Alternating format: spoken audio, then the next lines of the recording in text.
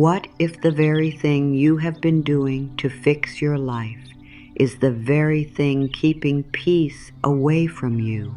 What if trying harder, pushing more, thinking more, forcing more, and holding on tighter is not bringing you closer to what you want, but pulling you farther away from it? So many people wake up every day with tension already living in the body. The mind starts running before the feet even touch the floor. There is a list of things to solve, people to please, answers to find, and problems to control. The heart wants peace, but the mind says, not yet.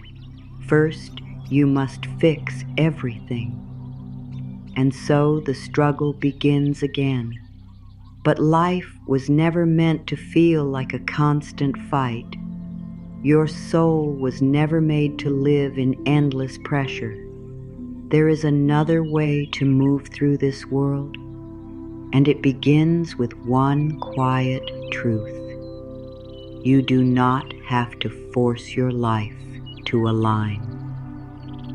There is something deeply healing about stopping for one moment and admitting how tired you really are.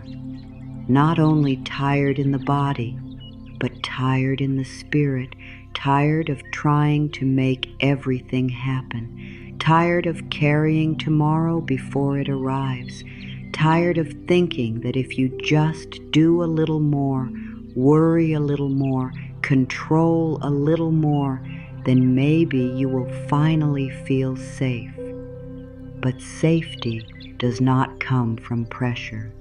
Peace does not come from struggle. Alignment does not come from fear. The more you chase peace through force, the more it seems to slip away. The more you beg life to obey your timeline, the more restless the heart becomes. There is a softer path. And this softer path is not weakness, it is wisdom. It is the choice to stop fighting what only responds to trust.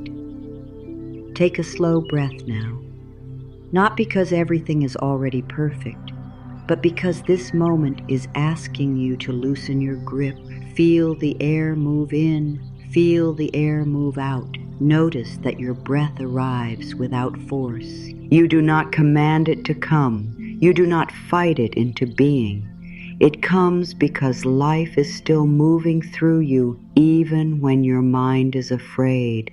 That breath is a quiet lesson. Life does not always need your struggle. Sometimes it only needs your willingness to receive. Sometimes the next answer does not come when you push harder. Sometimes it comes when you grow still enough to hear it. Sometimes the next blessing does not come through stress. Sometimes it comes through space. The world often teaches people that effort is everything. It says that if you are not exhausted, then you are not doing enough. It says that if you are not worried, then you are careless. It says that if you are not controlling every detail, then things will fall apart. But that way of living creates a heavy heart. It creates a tight chest. It creates a mind that never rests. It can make even beautiful things feel hard. And little by little, a person begins to believe that struggle is normal, that pressure is necessary, that peace must be earned. But peace is not a reward for suffering. Peace is your natural state when you stop standing in your own way. There are seasons in life when things truly do require action, courage, and responsibility. But action is not the same as force. Courage is not the same as panic. Responsibility is not the same as carrying the whole world on your shoulders. There is a difference between moving with life and trying to drag life behind you. One creates flow, the other creates pain. One opens the heart, the other closes it. One leaves room for grace, the other leaves no room for anything except fear. Many people do not even notice when they have crossed that line, because they have lived in pressure for so long that pressure starts to feel normal. But just because something feels familiar does not mean it is meant for you. Think of how often the mind says, "I need to figure this out right now." It says, "I need to know where this is going." It says, "I need to make sure nothing goes wrong." And beneath all those thoughts is a silent fear. If I let go for even one moment, everything will collapse. But that fear is not truth. It is only fear speaking in a loud voice. Life has carried you through days you did not know how to survive. Life has brought you through pain you thought would break you. Life has guided you through closed doors, delays, and sudden changes. Even when you did not understand, something greater was still moving. Something deeper was still holding you. The truth is not that everything depends on your control. The truth is that much of life has always been held by something larger than your fear. There is great peace in remembering that you are not here to control the whole path. You are here to walk it. You are not here to force every door to open. You are here to notice which doors open with peace and which ones stay closed for a reason. You are not here to carry every an. Swear before it is time. You are here to take the next honest step with as much trust as you can. That kind of trust does not always come all at once. It grows slowly. It grows in the moments when you choose not to chase what is not ready. It grows in the moments when you say, "I do not know everything, but I do not need to panic." It grows in the moments when you rest your heart in the truth that life can still move, even when your hands are open. The soul knows how to soften before the mind learns how. The soul knows that peace is powerful. The soul knows that gentle does not mean weak. The soul knows that what is meant for you does not need your fear to arrive. But the mind, when afraid, wants proof. It wants plans, signs, details, and control. And when those things are not available, it starts to spin stories. It imagines worst outcomes. It braces for pain. It fills tomorrow with trouble before tomorrow has even begun. This is why so many people feel tired even when they have done nothing yet. The body is carrying the weight of imagined battles. The heart is carrying the burden of outcomes that do not even exist. The spirit is asking for rest, but the mind keeps saying, "Not yet." And yet peace is available now, not after every problem is solved, not after every fear goes away, not after every answer appears. Peace begins in the moment you stop making your safety depend on complete control. Peace begins when you tell yourself, "I can breathe here. I can soften here. I can trust here." That does not mean you stop caring. It means you stop carrying what was never yours to hold. It means you stop turning every unknown into a crisis.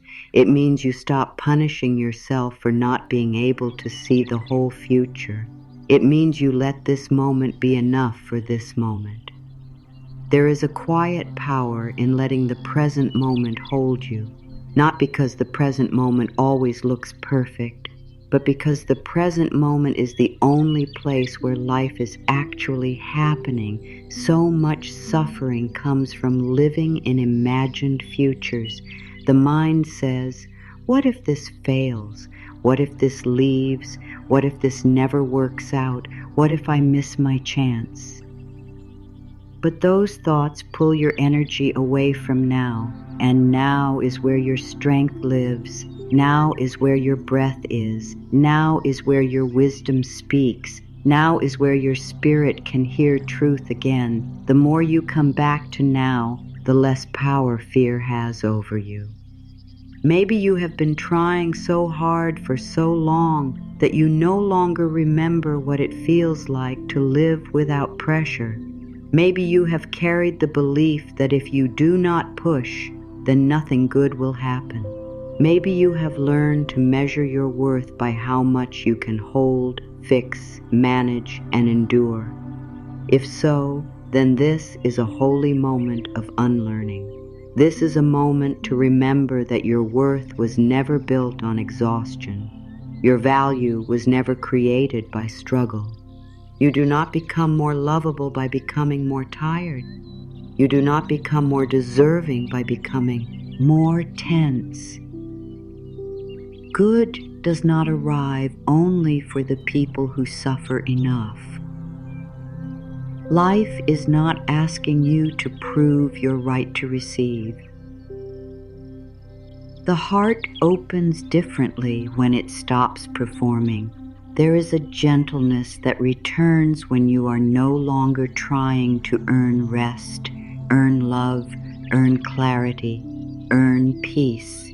You begin to understand that some things do not respond to force because they belong to a different kind of energy. Peace responds to softness. Love responds to openness. Guidance responds to stillness. Miracles respond to trust. When you are tight with fear, it becomes hard to notice the quiet gifts around you. When your mind is full of panic, it becomes hard to hear the whisper of wisdom. But when you pause, when you breathe, when you release just a little of the pressure, something inside you begins to settle, and from that settling, truth becomes easier to hear. Imagine living one day without trying to outrun life. Imagine moving through the morning without demanding that every answer appear at once. Imagine speaking to yourself with kindness instead of pressure. Imagine letting one thing remain unfinished without turning it into failure. Imagine letting one unanswered question stay unanswered for now. Imagine trusting that one delay does not mean destruction. That one closed door does not mean your life is over. That one uncertain season does not mean you have lost your way. This is how peace returns, not always in a huge moment, but in small decisions to stop turning every unknown into fear. Sometimes the change begins with a simple sentence. I do not need to try so hard right now. Those words can feel strange at first. The mind may resist them. It may say, if I stop trying so hard, I will fall behind. It may say, if I loosen my grip, I will lose everything. But often the opposite is true. When you stop pressing so hard, you think more clearly. When you stop forcing, your energy returns. When you stop treating every moment like an emergency, the body begins to heal. The heart begins to open. Life begins to feel less like a wall and more like a path. There is wisdom in effort, but there is also wisdom in ease. There is beauty in discipline, but there is also beauty in surrender. There is power in action, but there is also power in stillness.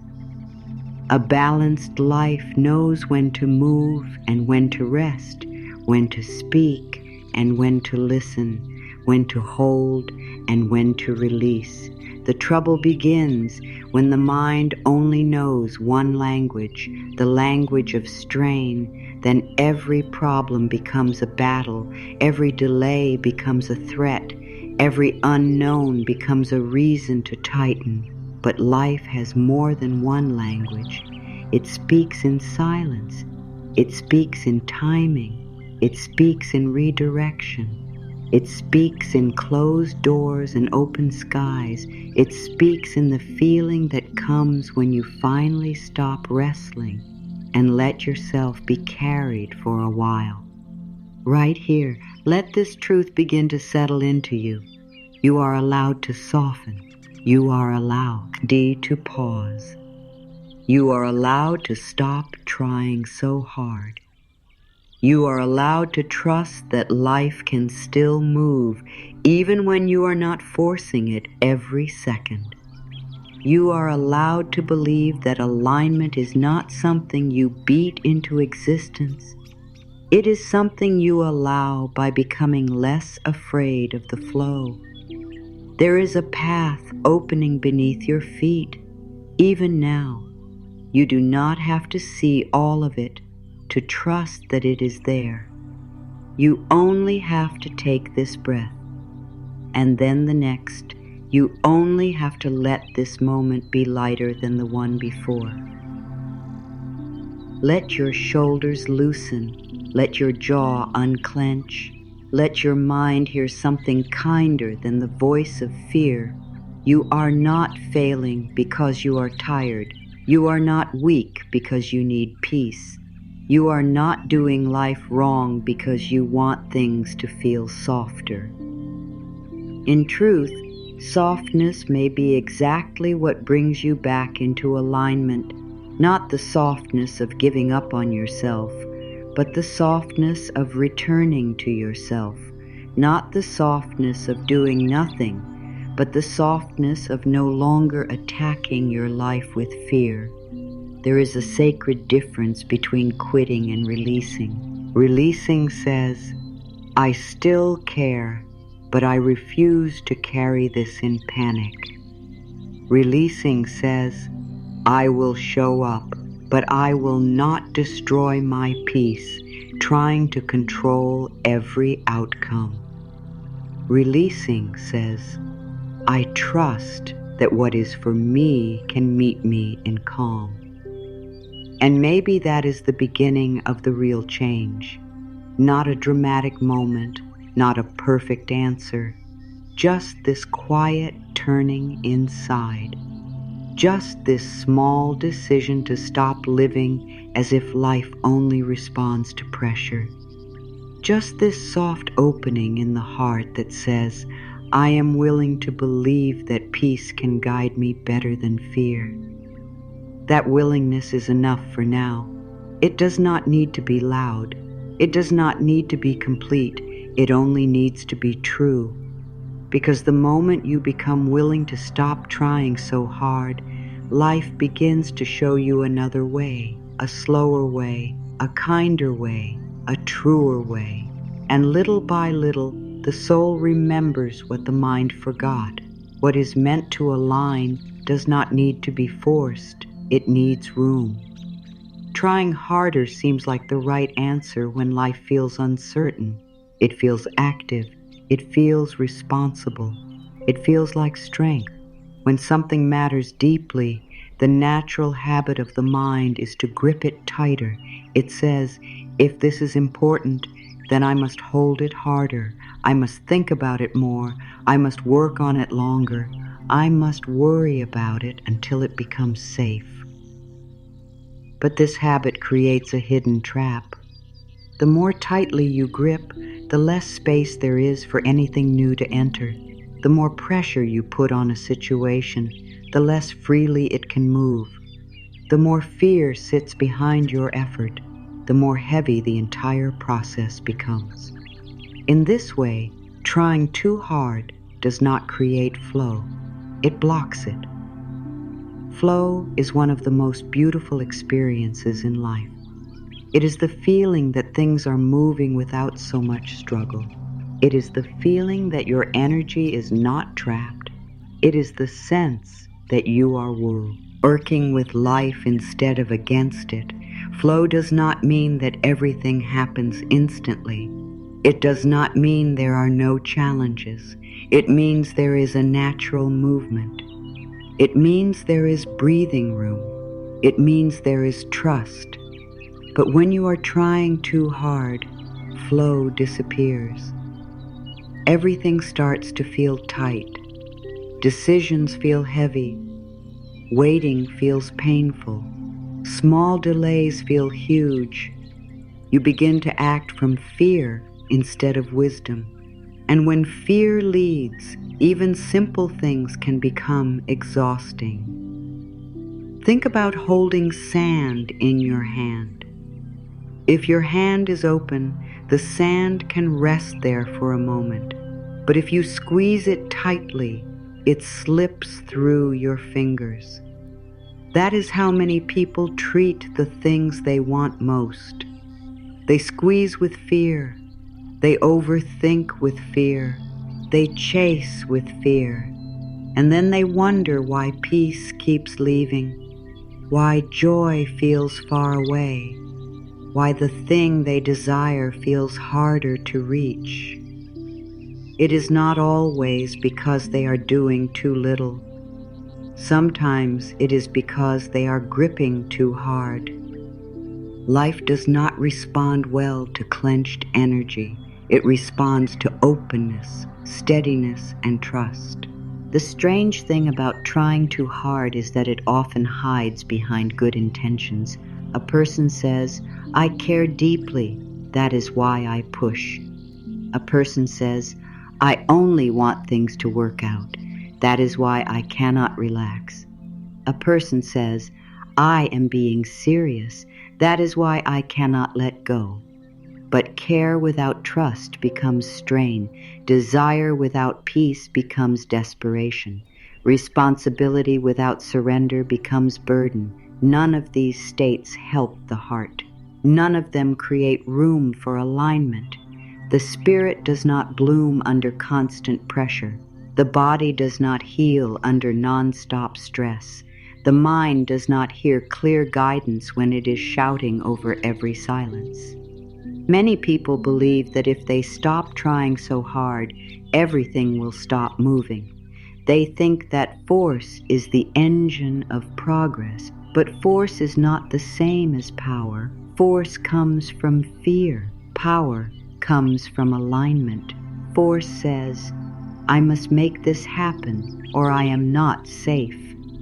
Power says, "I will do what I can, and I will trust what I cannot control." Force is heavy.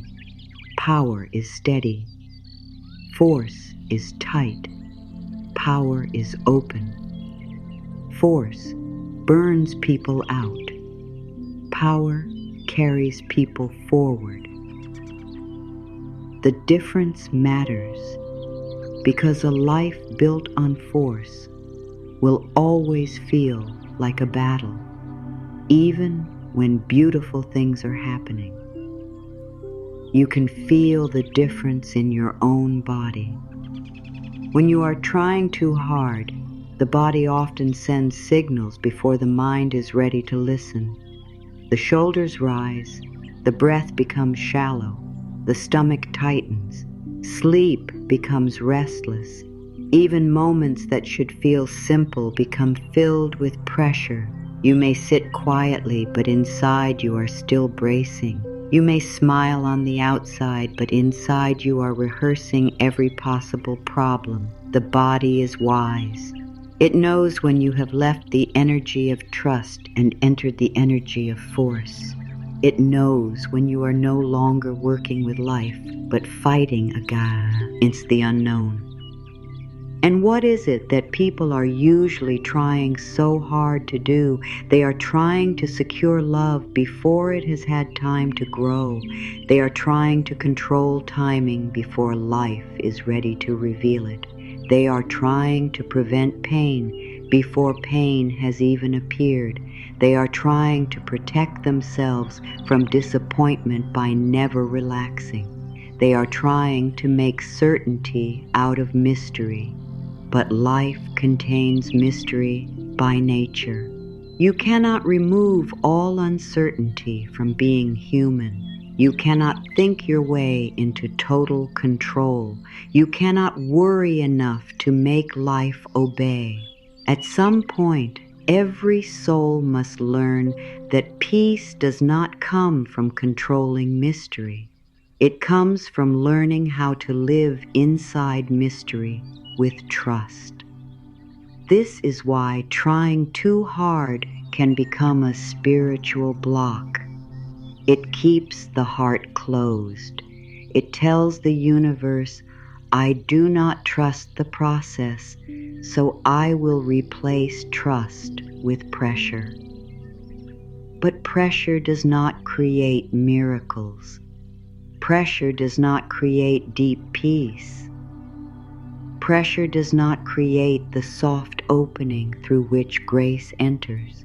The energy of fear says, I must do more, faster now.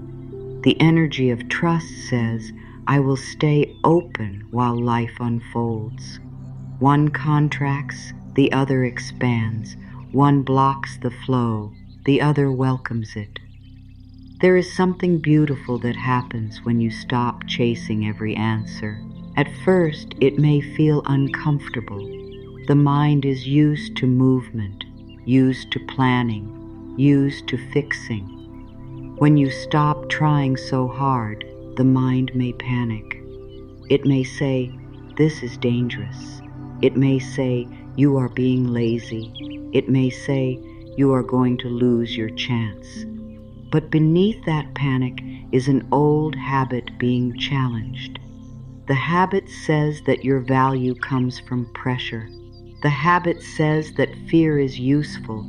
The habit says that exhaustion proves love or seriousness or worth. But none of that is true. What is true is that many things only begin to align after you stop frightening yourself into action. How often has clarity arrived when you finally stopped obsessing? How often has the answer appeared after you gave the problem some space? How often has peace returned when you stopped demanding that life explain itself right away? There is wisdom in noticing these moments. They teach you that trying harder is not always the path forward. Sometimes pausing moves things more than pushing. Sometimes release creates more than pressure. Sometimes the mind must step back so that life can step in. Flow needs room. It needs an open channel. It needs a heart that is willing to receive. Imagine a river. The river moves because it is allowed to move. It does not force itself forward with panic. It follows its path. It bends. It adjusts. It keeps moving. If you stood in that river and tried to stop its motion with your bare hands, you would only exhaust yourself.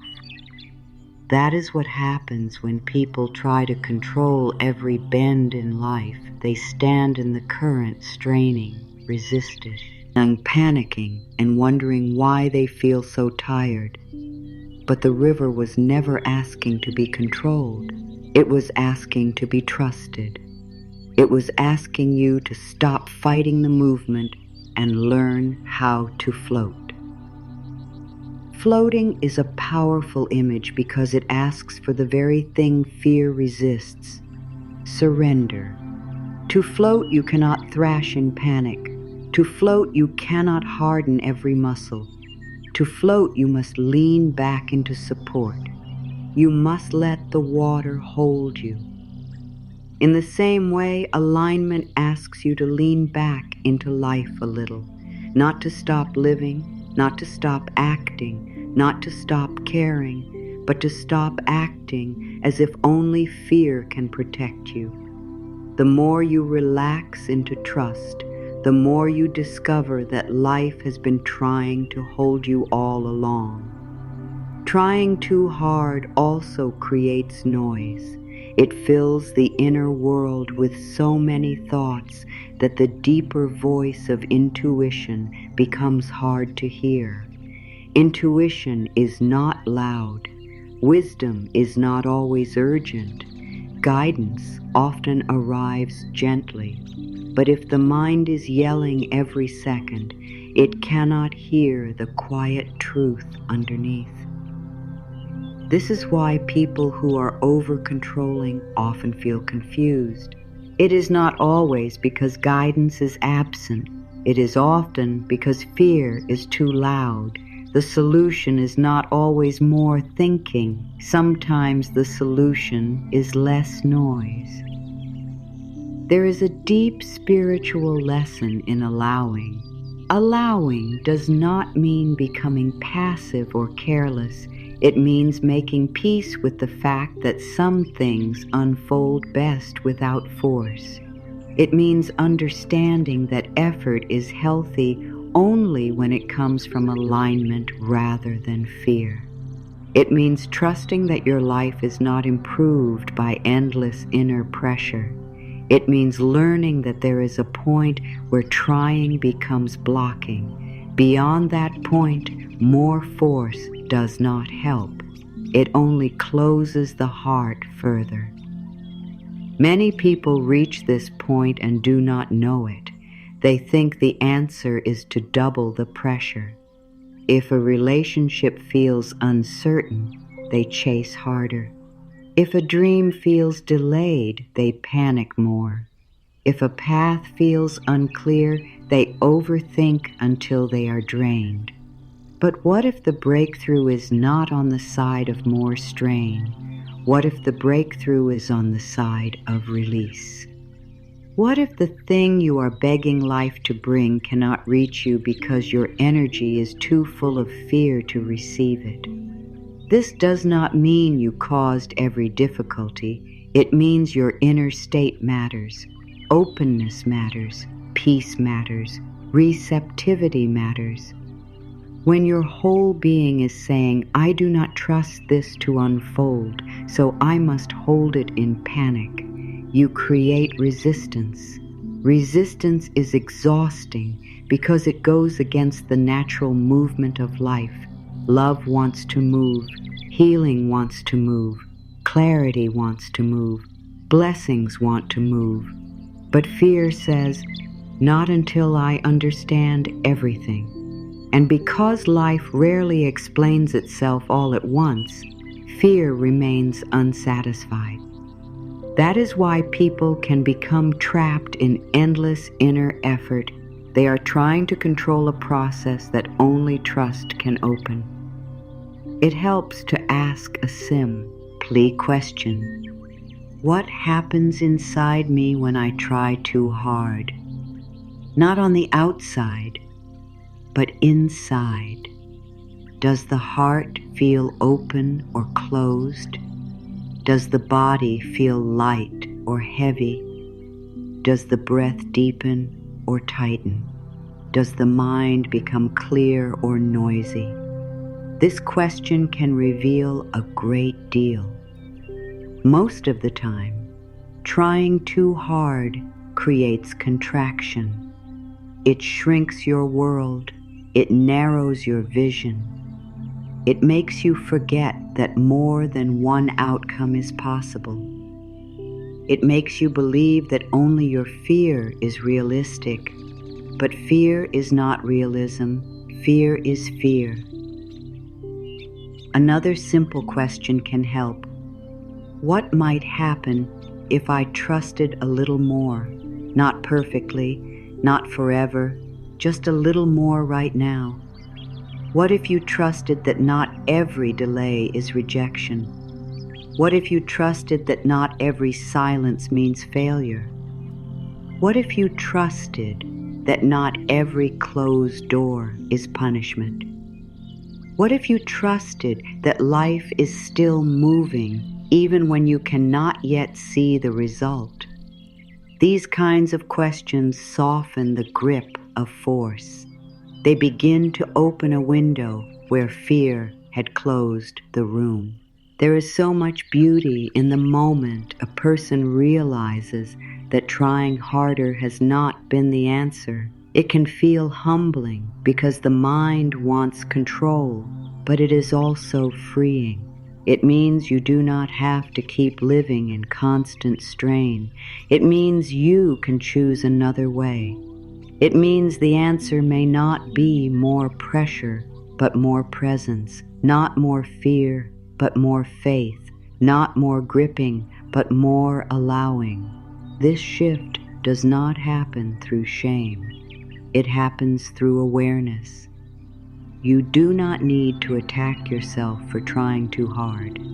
You only need to notice that this way of being is not giving you the peace you want. And once you see that clearly, a new path begins to appear. You start to understand that your life may align more easily when you stop crowding it with panic. You begin to sense that the universe, or life, or divine wisdom, however you understand it, has its own rhythm. You are not outside that rhythm. You are part of it. But fear makes you move against it. Fear makes you rush where life is asking for patience. Fear makes you cling where life is asking for trust. Fear makes you chase where life is asking for calm. To stop trying so hard is to return to that rhythm. This does not mean you stop taking action. It means your action changes its source. Instead of acting from desperation, you act from clarity. Instead of acting from panic, you act from peace. Instead of acting to prove your worth, you act from the knowledge that your worth is already whole. That kind of action feels different. It carries less fear. It carries more truth. It does not tear you apart inside. It does not require you to abandon your peace in order to get somewhere. It walks with life instead of wrestling it. So if you have been trying so hard that joy has disappeared, hear this clearly. You are not meant to build your future by crushing your spirit. You are not meant to call fear your guide. You are not meant to mistake panic for devotion. There is another way, and that way begins in softness. It begins in breathing again. It begins in letting your hands open. It begins in understanding that force may look strong, but trust is stronger. Flow returns the moment you stop blocking it with fear. Life aligns the moment you stop demanding that it move only on your terms. What is meant for you does not need your panic to find you. It needs your openness. And that openness begins with one choice.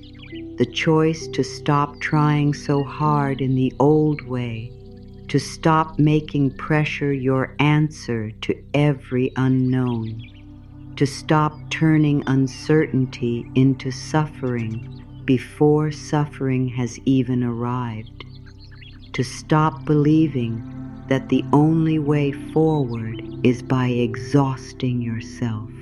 The more you release the need to force, the more space there is for wisdom, peace, timing, grace, and quiet miracles. The flow has not disappeared. It has only been crowded. When you soften, it returns. When you trust, it returns. When you step out of the way of your own fear, it returns. And then life begins to move again, not through struggle, but through alignment. Control can feel safe in the beginning. It can feel like a shield. It can feel like intelligence. It can feel like maturity. The mind says, if I stay on top of everything, then I will be okay. It says, if I think far enough ahead, I can stop pain before it arrives. It says, if I keep watching, fixing, planning, and preparing, then life cannot surprise me. These thoughts can sound reasonable. They can even sound wise. But when control becomes your deepest habit, it comes with a cost, and that cost is often paid in peace. The first cost of control is tension. A controlled life may look organized on the outside, but inside it is often filled with tightness. The body is always ready. The mind is always watching. The heart is never fully at rest. Even quiet moments do not feel quiet, because there is always something else to solve, manage, predict, or worry about.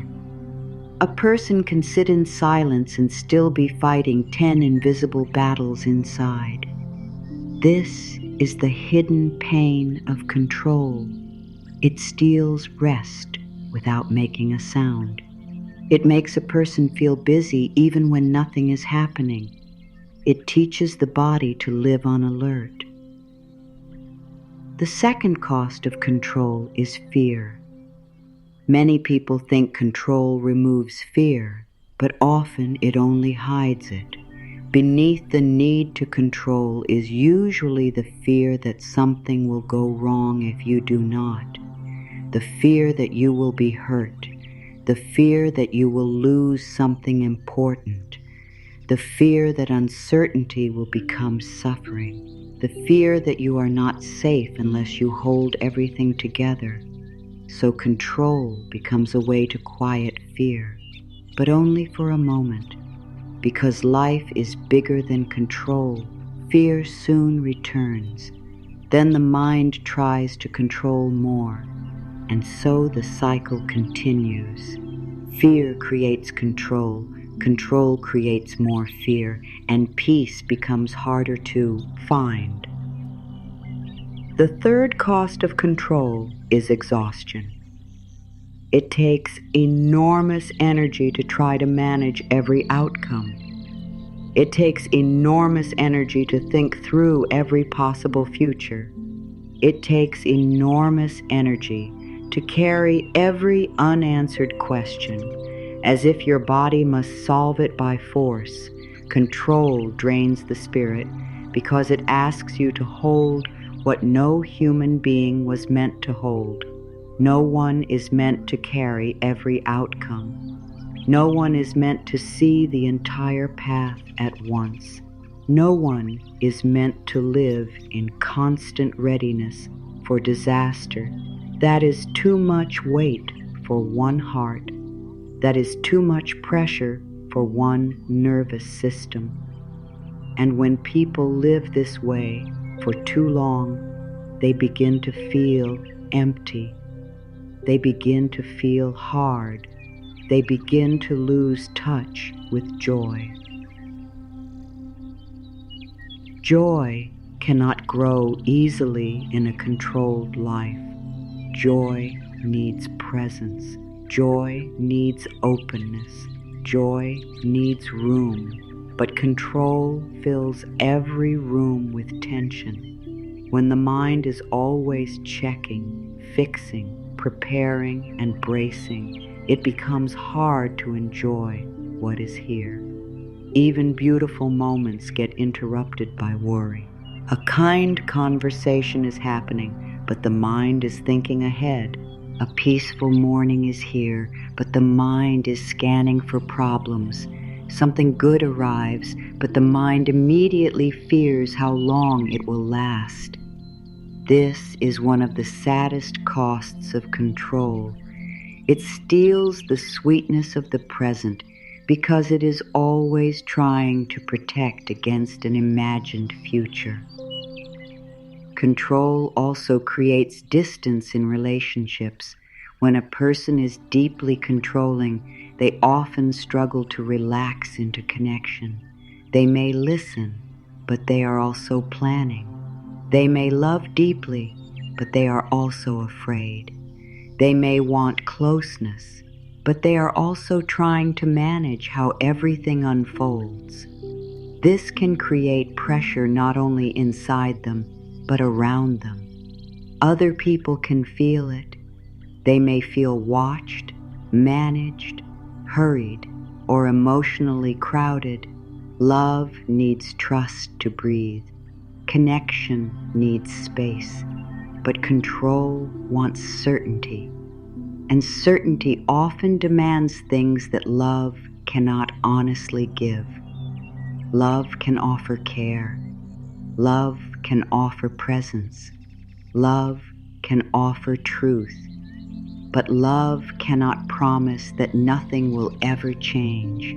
Control tries to make that promise, and in doing so, it often squeezes the life out of the very connection it wants to keep safe.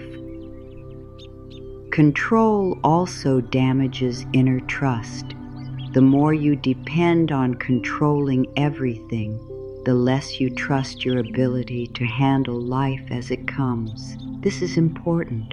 A person who lives in control often believes they are strong, but sometimes they are actually deeply afraid of their own ability to cope with the unknown. They do not trust that they can adapt. They do not trust that wisdom will come when needed. They do not trust that they could survive disappointment, change, or uncertainty. So they try to control the outside world instead. But real peace does not come from controlling life before it happens. It comes from trusting that you will meet life with strength when it arrives. There is a difference between preparation and control. Preparation is healthy. Preparation says, I will do what I can now. Control says, I must do everything now, or I am not safe. Preparation leaves room for uncertainty.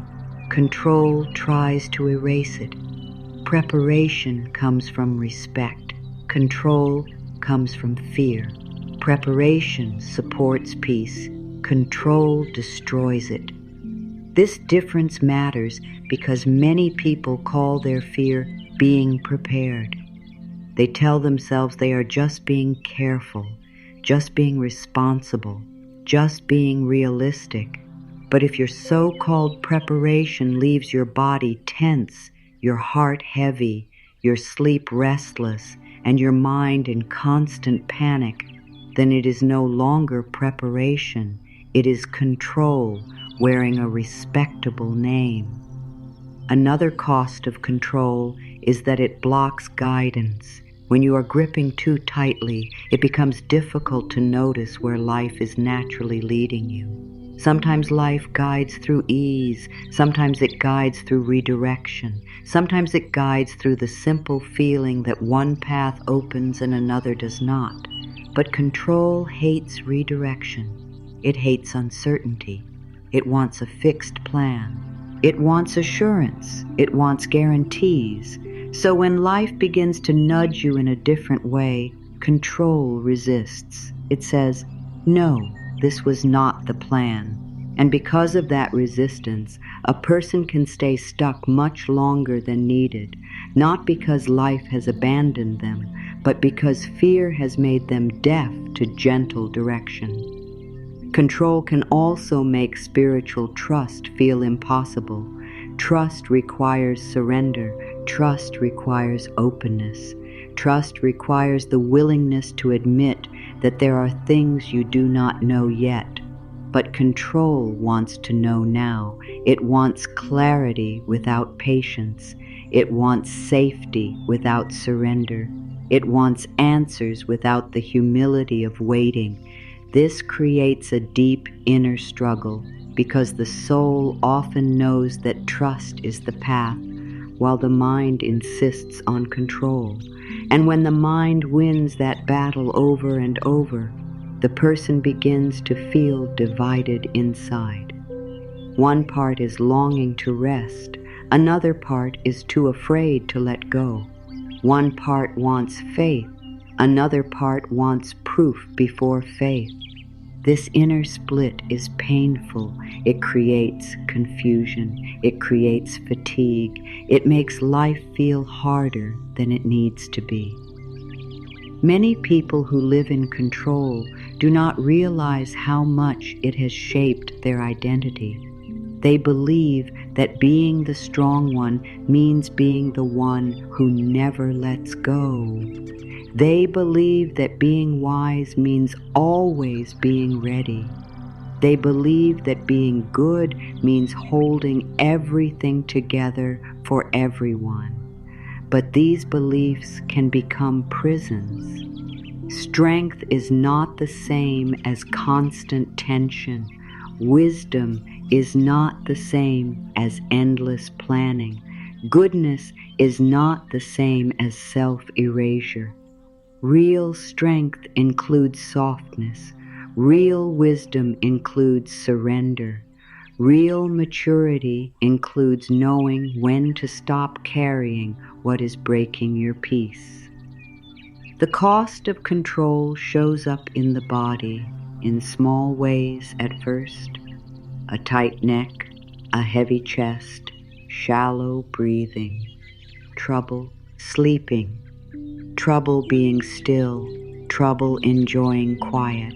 Then it shows up in bigger ways, a deep tiredness that rest does not fully fix, a feeling that life is always a little too heavy, a sense of being cut off from joy, a sense that even when good things happen, you cannot fully receive them. These are not small signs. They are signals from the body and spirit saying, this way of living is too hard. This way of carrying life is hurting you. Control also feeds disappointment. When you are attached to everything unfolding in one exact way, you leave no room for life to surprise you. You leave no room for a better path. You leave no room for timing. You do not yet understand. Then, when life does not match your plan, you feel betrayed. You may think life has failed you, when really life has only refused to obey fear. Sometimes what falls apart under control was never meant to be held that tightly. Sometimes what leaves under control was never meant to stay in that form. Sometimes the very thing you thought was a disaster becomes, with time, the beginning of peace. But control cannot see that in the moment, because control only trusts its own plan. This is why control often creates suffering before suffering is even real. It imagines future pain and begins to carry it now. It rehearses worst outcomes and calls that wisdom. It prepares emotionally for disasters that may never happen. This practice empties the heart. It drains the body. And worst of all, it teaches the mind that peace is dangerous. The mind begins to think, if I relax, something bad will happen. So even good moments become suspicious. Peace feels unsafe because peace means loss of control. This is how deeply fear can shape a person's inner world. But life was not designed to be lived from constant defense. The heart cannot bloom in a locked room. The soul cannot sing under non-stop pressure. There comes a time when a person must look honestly at what control has cost. Not only the obvious stress, but the hidden loss, the mornings not enjoyed, the rest never felt, the joy interrupted, the relationships crowded by tension. The beauty missed because the mind was too busy watching for danger. The guidance ignored because the plan was too tight. The deep inner ease that never had space to grow. When you begin to see this clearly, control no longer looks like power. It looks like fear dressed as protection. And yet this truth is not meant to create shame. It is meant to create freedom. You do not need to judge yourself for learning control in a painful world. Many people learned it because they were hurt.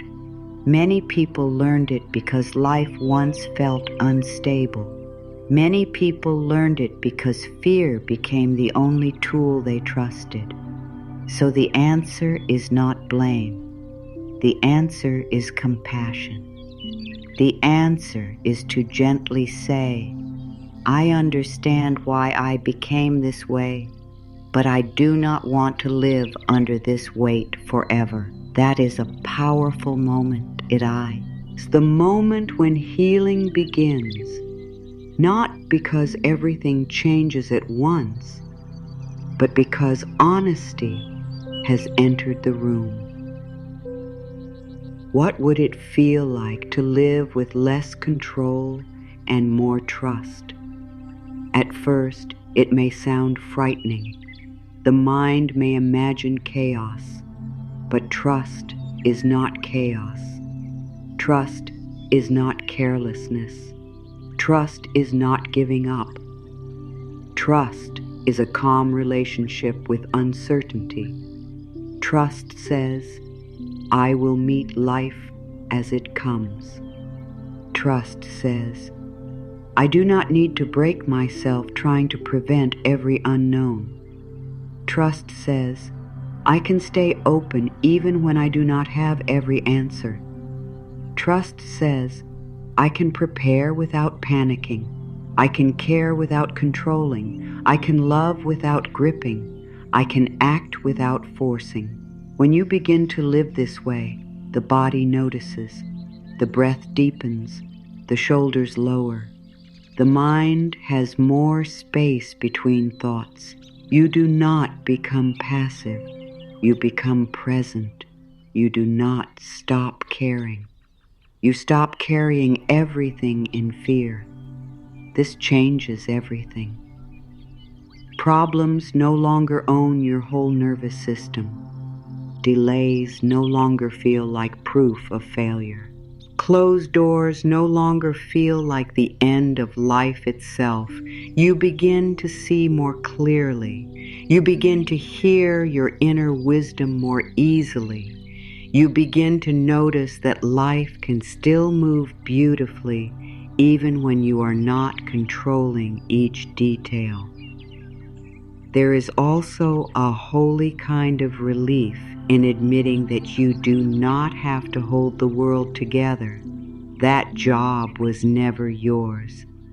You can participate in life deeply without trying to control life completely. You can show up fully without losing yourself in fear.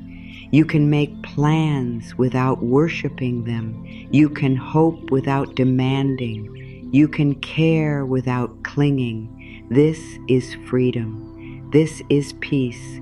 This is the slow return of the soul to its natural rhythm. Control says, hold tighter. Peace says, breathe. Control says, do not relax yet. Peace says, you can rest here. Control says, if you stop pushing, you will lose everything. Peace says, what is real does not need panic to remain. Control says, you must know now. Peace says, you will know what you need when it is time. These are two very different voices. One makes the heart small, the other makes the heart open.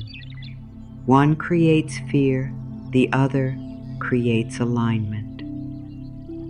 So if life has felt heavy, it may not be because you are weak. It may be because you have been trying to carry what no one was meant to carry. If your spirit feels tired, it may not be because you are failing. It may be because control has asked too much of you. If joy feels far away, it may not be because joy has left. It may be because fear has filled the room where joy once lived. The good news is that what has been learned can be released. What has become habit can be softened. What has been carried in fear can be laid down in trust. And this is where the real turning begins. When you finally see that control is costing too much, you become willing to choose something else. Not all at once, not perfectly, but honestly, you become willing to loosen your grip, willing to let life breathe, willing to leave some questions unanswered for now, willing to believe that peace may guide you better than panic ever did, willing to trust that alignment is not created by force, but welcomed through openness. That willingness is enough to begin. That willingness is the doorway. That willingness is the first breath of freedom after a long time living under pressure. You do not need to control life in order to be held by it. You do not need to solve every future in order to be safe today. You do not need to grip every outcome in order for your path to unfold. Sometimes the deepest strength is not in holding on harder, but in finally allowing yourself to let go of the burden of control. And in that letting go, the heart begins to remember something it has always known. Life aligns more gently when fear is no longer leading the way. One of the hardest things for the human heart is not pain itself, but confusion. It is not always the challenge that breaks your peace. Often it is the not knowing. It is the waiting without clear answers. It is the season when nothing seems to make sense. It is the moment when a door closes and you do not yet see another one opening. It is the silence after a prayer. It is the delay after effort. It is the feeling that life has stopped moving just because you cannot see movement. And in those moments, the mind can become very loud. It starts asking, why is this happening? Why is this taking so long? Why is nothing changing? Why can I not see the way forward? But just because you cannot see movement does not mean life is not moving. Just because you do not understand the moment does not mean the moment is empty. Life is still working, even when your eyes cannot yet read the pattern. There are many things in life that happen quietly before they happen clearly. A seed grows under the soil long before anyone sees green above the ground. Morning begins to form long before the first light touches the sky. Healing often starts deep inside before the body or heart can fully feel it. In the same way, alignment often begins in hidden places. It begins behind what looks like delay. It begins inside what feels like stillness. It begins in the space where old things are ending and new things are not yet visible. The mind does not like these places because the mind wants proof. It wants signs, timelines, details, and clear results. But life does not always reveal itself in a way that fear finds comforting. Sometimes life works in silence because silence is where deeper things can be prepared. How many times have you looked back on your life and realized that something which once felt like a loss was actually a redirection? How many times have you thought something was ending for no reason, only to later see that it was making room for something better? In the moment, it may have felt painful, unfair, or confusing. In the moment, it may have seemed like life had turned against you. But later, with distance, you saw that life was not against you at all. It was guiding you in ways you could not yet understand. This is one of the quiet truths of the spiritual path. Life often makes sense in reverse.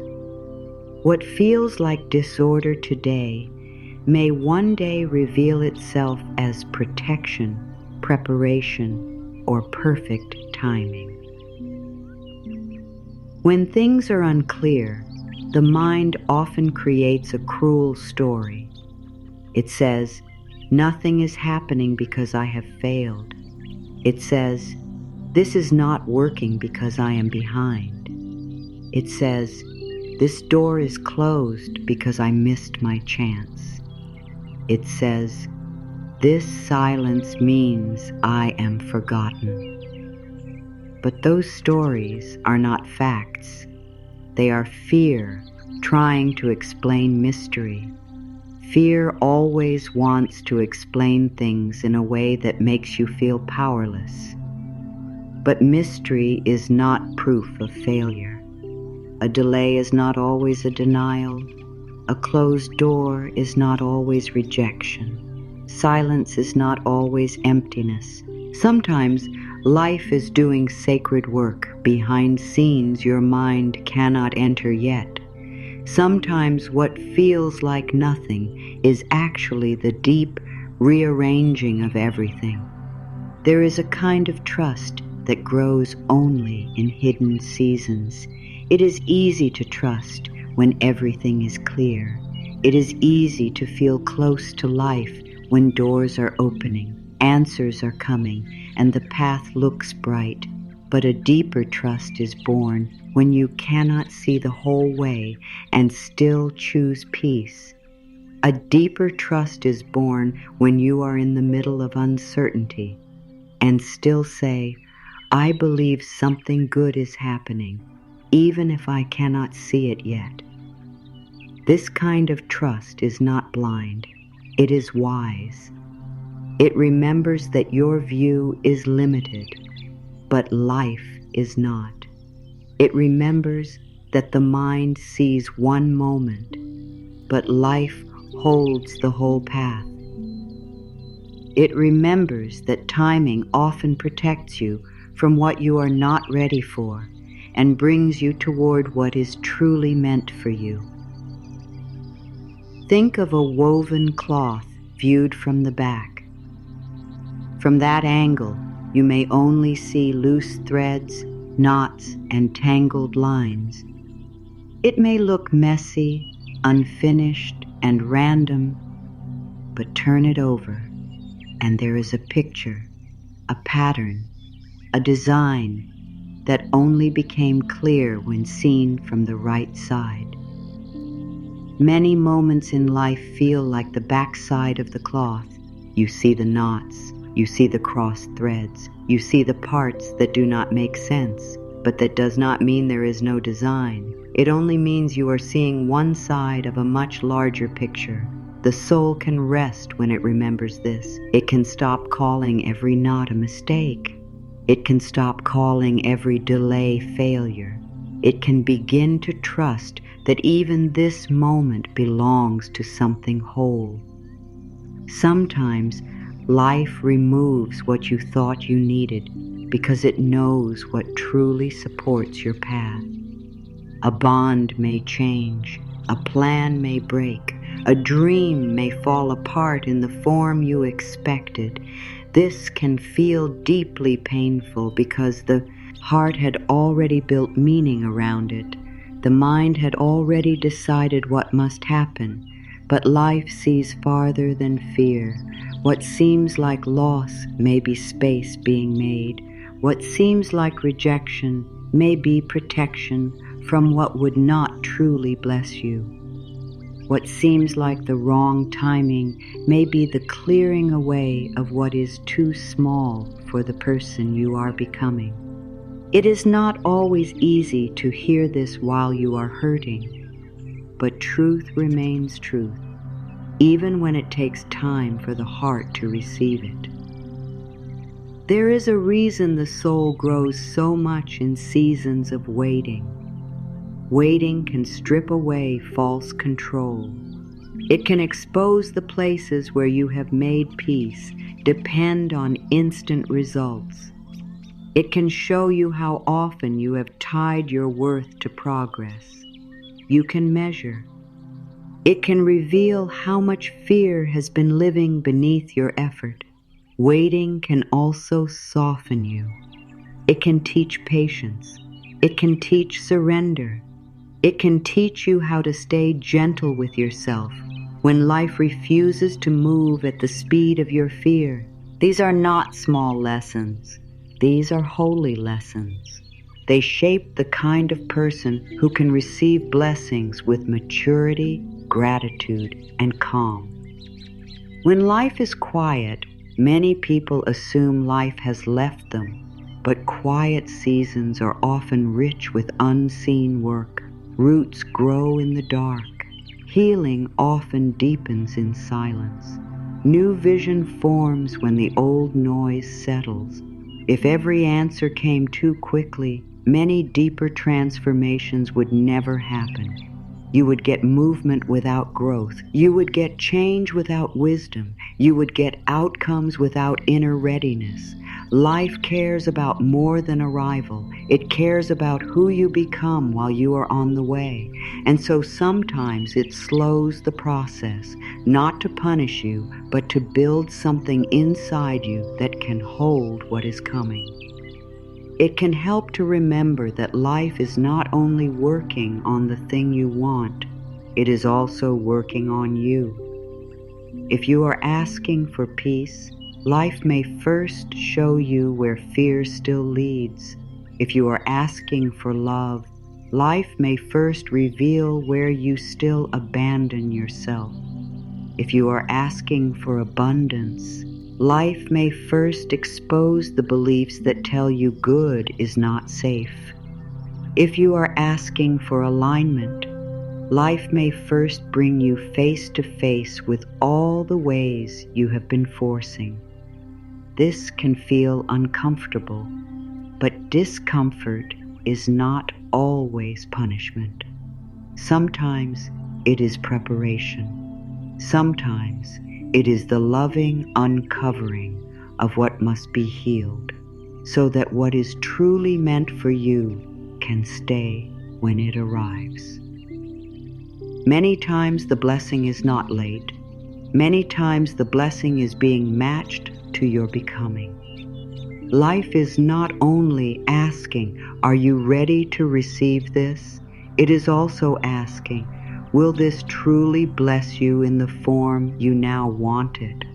Sometimes what you ask for changes because you change. Sometimes what looked good to a fearful version of you no longer matches the wiser version you are becoming. This is why some delays are gifts. They give your doors time to outgrow what it once thought it needed. They give your heart time to become more honest.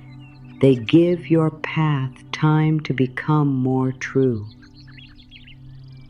There is deep peace in stopping the habit of calling every hard moment a sign that life is failing you. Life is not always comfortable, but it is still moving. Life is not always clear, but it is still intelligent. Life is not always easy, but it is still capable of carrying you somewhere meaningful. The problem is that fear reads discomfort as danger and uncertainty as doom. But not every difficult season means you are off your path. Sometimes difficult seasons are the path. Sometimes the confusion is what breaks old ways of seeing. Sometimes the unknown is what teaches you to listen deeper. Sometimes the pause is what keeps you from walking into what is not meant for you. This is why peace matters so much in hidden seasons. Peace keeps you from turning mystery into suffering before you have to. Peace allows you to rest in the truth that not everything unfinished is wrong. Peace reminds you that the future does not need to be solved all at once. Peace helps you hear what fear drowns out. When you are peaceful, you may still not know everything, but you stop attacking yourself for not knowing. You stop rushing life for not showing you the next chapter. You stop treating the unknown like your enemy. And in that softening, something beautiful happens. You become able to live inside the question without losing your center. It is possible that right now, much more is working for you than you can see. A path may be clearing, a lesson may be completing, a wrong fit may be moving out of the way, a truer opening may be drawing nearer, healing may be deeper today than it was last month. Even if you still feel tender, strength may be growing in you quietly, wisdom may be rising in you with each breath.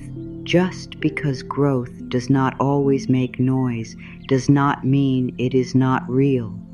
Just because alignment is not yet visible does not mean it has not already begun. What would change if you believed that life was still faithful in the silence? What would change if you stopped calling every pause a punishment? What would change if you trusted that hidden work is still work? Your whole body might soften. Your mind might become less harsh. Your heart might stop bracing. You might begin to meet this season with less fear and more reverence. You might start to see that not all waiting is empty. Some waiting is sacred. Some waiting is the place where old fear loses power and deeper trust begins to take root. There is also something humbling and beautiful in accepting that you do not need to understand everything right away. The mind often thinks understanding is the same as safety. It says, once I know why, then I can relax. But many answers only become clear after you have already lived through the moment. If you demand total understanding before peace, you may wait a very long time. But if you our peace before complete understanding, you create space for life to teach you gently. You create room for grace. You become easier to guide. You stop closing the door on mystery and begin to let mystery become a teacher. The soul does not need every answer to know it is held. The soul knows by a different kind of wisdom. It knows by stillness. It knows by deep breath. It knows by the quiet feeling that even here, even now, something larger is present. The mind may not always join quickly, but the soul remembers. It remembers that life has carried you before. It remembers that what looked impossible once became a path. It remembers that what felt like an ending once became a beginning. It remembers that the unseen is not empty, it is full. So if you are in a season where little makes sense, let this truth sit gently in your heart. Life is still working, even now, even here, even in this delay, even in this confusion, even in the silence, even in the part you would never have chosen. Life is still moving. Life is still shaping. Life is still preparing. Life is still aligning. Your role is not to force clarity out of the unknown. Your role is to stay open enough to receive what the unknown is trying to grow in you. Your role is to breathe, to soften, to trust that not all good things announce themselves early. Some arrive quietly. Some are built in darkness. Some are preparing you while they prepare the path. And perhaps this is the gentlest way to hold the moment you are in, not as proof that nothing is happening, but as proof that not everything important is visible yet, not as a wall, but as a workshop, not as abandonment, but as becoming. The more you trust that life is still working, the less you need to force movement out of fear, the less you need to panic in the quiet, the less you need to make the hidden season mean something terrible, and slowly, softly, a different kind of strength begins to grow in you. Not the strength of control, but the strength of trust. Not the strength of pushing, but the strength of staying open while life does what only life can do.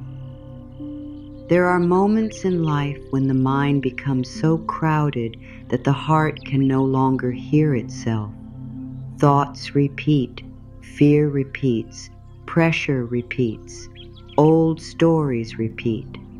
The same worries come in circles, and before long they begin to feel like truth, simply because they have been repeated so many times. This is why words matter so deeply. What you say to yourself again and again becomes the atmosphere you live inside. If your inner voice keeps speaking fear, then fear becomes the room you breathe in. If your inner voice keeps speaking pressure, then pressure becomes the ground you walk on. But if you begin to speak peace on purpose, if you begin to speak trust on purpose, if you begin to speak softness where fear once ruled, the whole inner world starts to change. This is the quiet power of affirmation. An affirmation is not just a sentence. It is a direction. It tells your mind where to go when fear wants to take over. It tells your body what kind of truth you want to live in. It gives your heart something soft and steady to return to when life feels loud. It does not erase all difficulty in one moment, but it creates a new path through difficulty. It interrupts old habits. It loosens fear's hold. It reminds your spirit of what is still true, even when the mind is restless, when spoken with sincerity, even if your voice is shaky. An affirmation becomes a small act of alignment. The core truth of this message can be held in one simple affirmation. I stop forcing. I trust life to align for me. These words are simple, but they carry a deep healing power. The first part, I stop forcing, is an act of release. It is a choice to set down the habit of pressure. It is a choice to stop attacking life with panic. It is a choice to stop believing that your fear is the thing that makes life move. The second part, I trust life to align for me, is an act of opening. It is not passive. It is not careless. It is a living trust that says, I will meet life with openness instead of control. I will allow room for timing. I will allow room for guidance. I will allow room for grace. Say those words slowly inside yourself now. I stop forcing.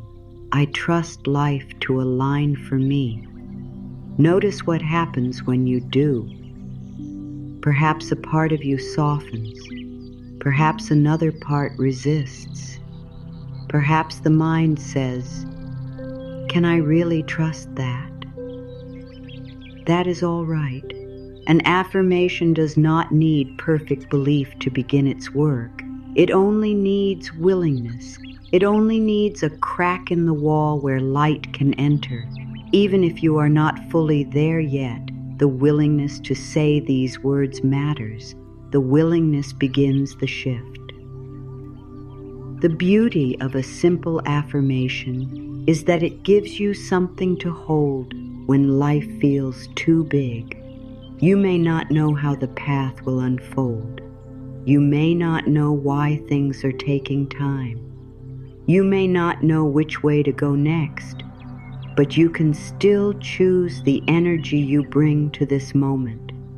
You can choose not to meet the unknown with force. You can choose to place one sentence in the center of your breathing and let it steady you. I stop forcing. I trust life to align for me. This is not about pretending you never feel afraid. It is about creating a bridge back to trust whenever fear begins to lead. There is another affirmation that fits gently beside it. Everything is unfolding for my highest good. This sentence softens the sharp edges of fear. It reminds you that life may be holding a bigger picture than your mind can see today. It reminds you that delay is not always loss. It reminds you that even this moment belongs to something larger than confusion. When you say, "Everything is unfolding for my highest good," you are not saying that every moment feels easy. You are saying that you are willing to trust that good can still emerge, even here. You are saying that you no longer want to fight every chapter simply because you do not yet understand it. And then there is this truth, simple and steady. What is meant for me will come at the right time. This affirmation is medicine for impatience. It is medicine for the fear of missing out, the fear of falling behind, the fear that if something has not happened yet, it never will. These words do not encourage passivity. They encourage peace. They remind you that you do not need to drag your future toward you in panic. They remind you that what is truly meant for your path does not need fear to find its way. Timing matters, readiness matters, alignment matters. What is meant for you is not only about the thing arriving, it is also about you being able to receive it in wholeness. Affirmations begin to reshape the inner world because the mind listens to repetition. Fear has known this for a long time. Fear repeats itself constantly. That is why people begin to believe it. It says, "You are behind." It says, "It is too late." It says, "You must do more right now." It says, "Nothing will work unless you control it." These thoughts become grooves in the mind. They become familiar roads, but a new road can be built. When you repeat a new truth with patience and gentleness, you begin to carve a different path. At first, it may feel less natural. The old fears may still sound louder, but over time, repetition plants peace where panic once grew. Over time, the body starts to recognize trust as possible. Over time, the heart starts to rest more easily in softer truths. This is why it helps to speak affirmations not as commands, but as invitations. You do not have to force yourself to feel something instantly. You do not have to shout over your own fear. You simply return again and again to what you want to root inside. You speak it like warm water over something tight. You speak it like light entering a dark room. You speak it as a way of remembering, not performing. The healing does not come from pretending. It comes from repetition with kindness. It comes from letting truth visit the same place in you until that place begins to believe it is safe. You can use these affirmations in the small moments of the day when fear usually enters, before checking something that makes you anxious, before having a difficult conversation. When you wake in the morning and the mind starts rushing, when you are waiting for an answer, when you notice yourself trying to control what has not yet happened. In those moments, place your hand over your heart if you can. Slow your breathing, even just a little. Then say softly, I stop forcing. I trust life to align for me. Everything is unfolding for my highest good. What is meant for me will come at the right time. Let the words land like gentle rain. Let them settle into the body, not just the mind. There is a reason affirmations can feel so powerful in spiritual work. They change the voice you live with, and the voice you live with shapes the quality of your days. If the loudest voice within you is fear, then every moment becomes smaller.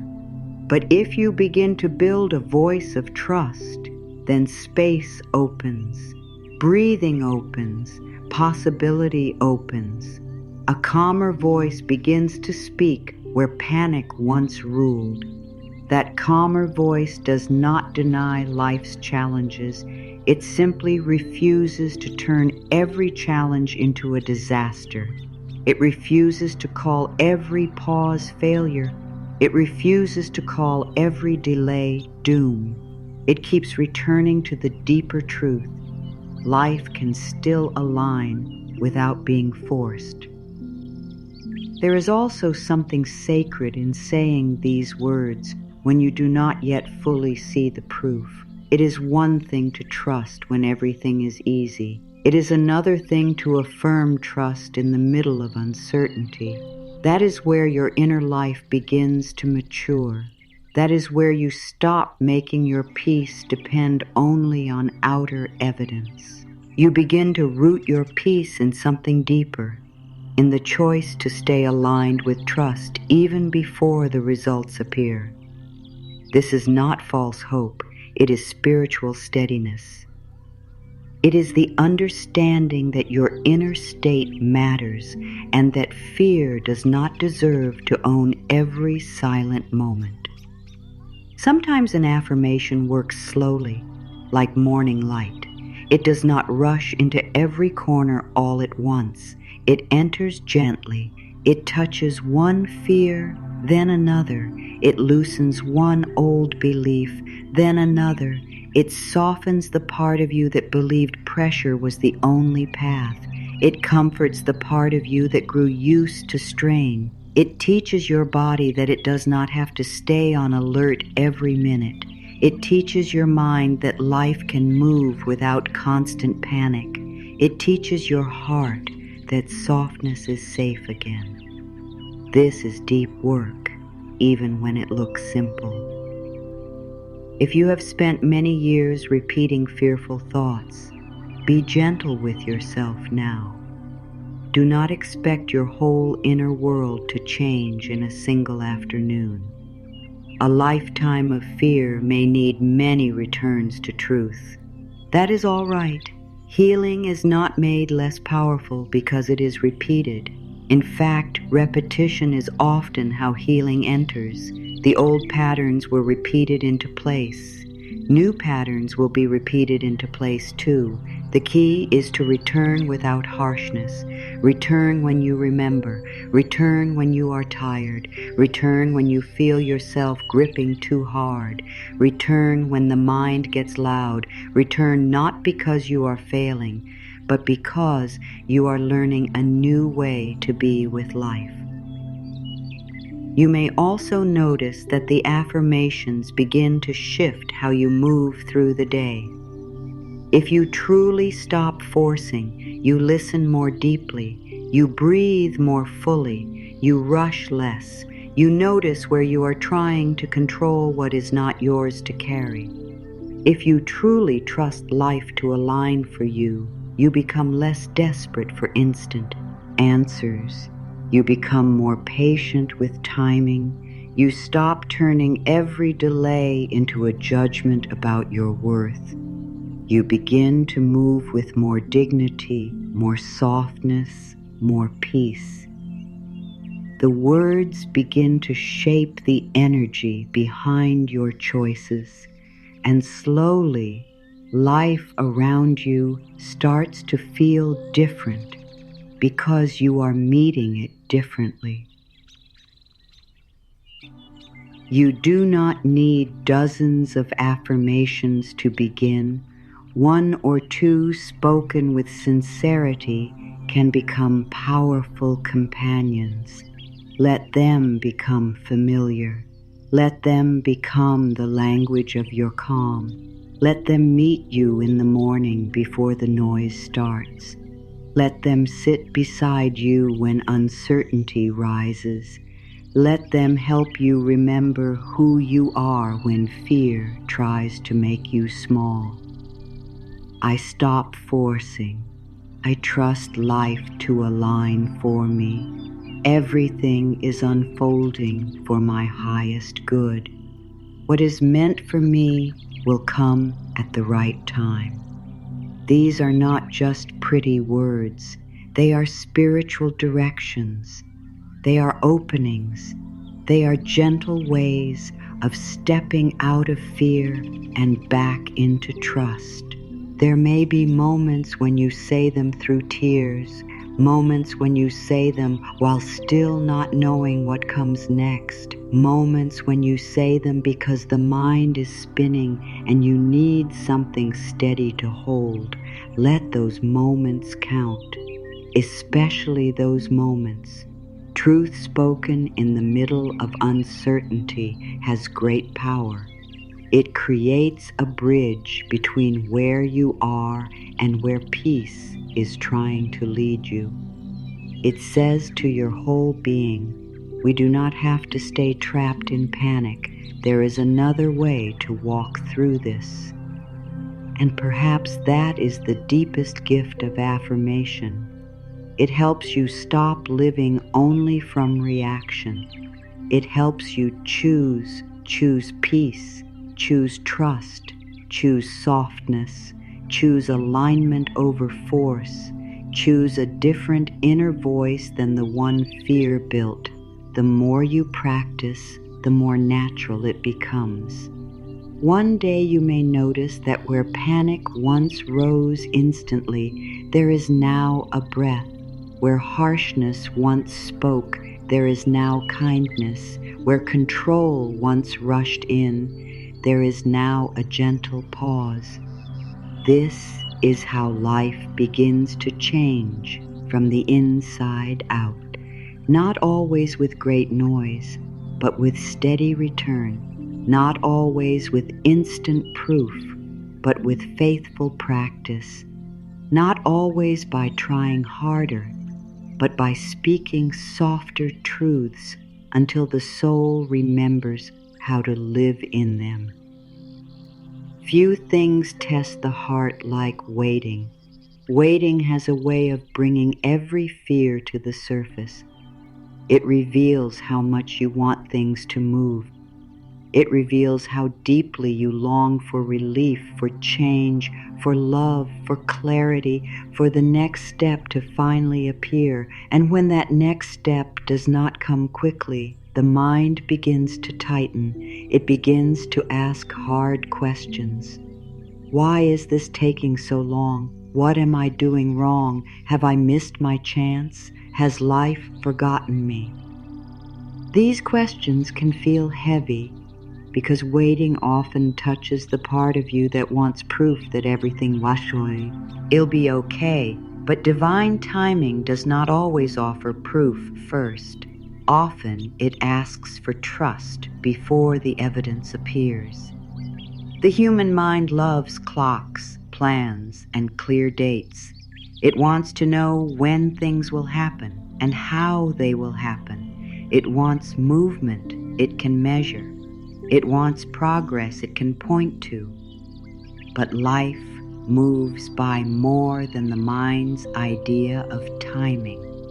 Life moves by readiness. Life moves by alignment. Life moves by seasons, by inner growth, by unseen connections, by lessons that need to settle, by doors that must close before the right one can truly open. This is why impatience can be so painful. Impatience looks at a hidden process and judges it too early. It sees the silence and calls it failure. It sees the delay and calls it rejection. But divine timing often asks you to trust what has not fully formed yet. There is a quiet wisdom in the way nature moves. Nothing in nature seems ashamed of taking time. The seed does not rush out of the soil in panic because the flower above it has not appeared yet. The tree does not become angry because it did not grow tall in a single day. The sunrise does not arrive all at once. It unfolds. It brightens slowly. It reveals the world in stages. And yet human beings can be so hard on themselves when their own lives unfold in stages. They act as if taking time means something is wrong. They act as if growth must be fast to be real. They act as if delay is an insult. But life does not bloom by being rushed. It blooms by following its true season. When you are in a season of waiting, it can feel as if life is saying no, but often life is saying not yet. And that not yet may be one of the kindest answers you ever receive. Not because waiting is always easy, but because timing protects what is precious. Something may not be ready because you are still becoming the person who can receive it in peace. Something may not be ready because the form you want is still changing into something truer. Something may not be ready because what looks good now would be too small, too fragile, or too painful for your deeper path. The mind does not like this because the mind wants what it wants now, but the soul often understands later why the waiting mattered. Divine timing does not move against you. It moves for you, even when it moves slowly. It sees what the mind cannot see. It knows what you are not yet ready to know.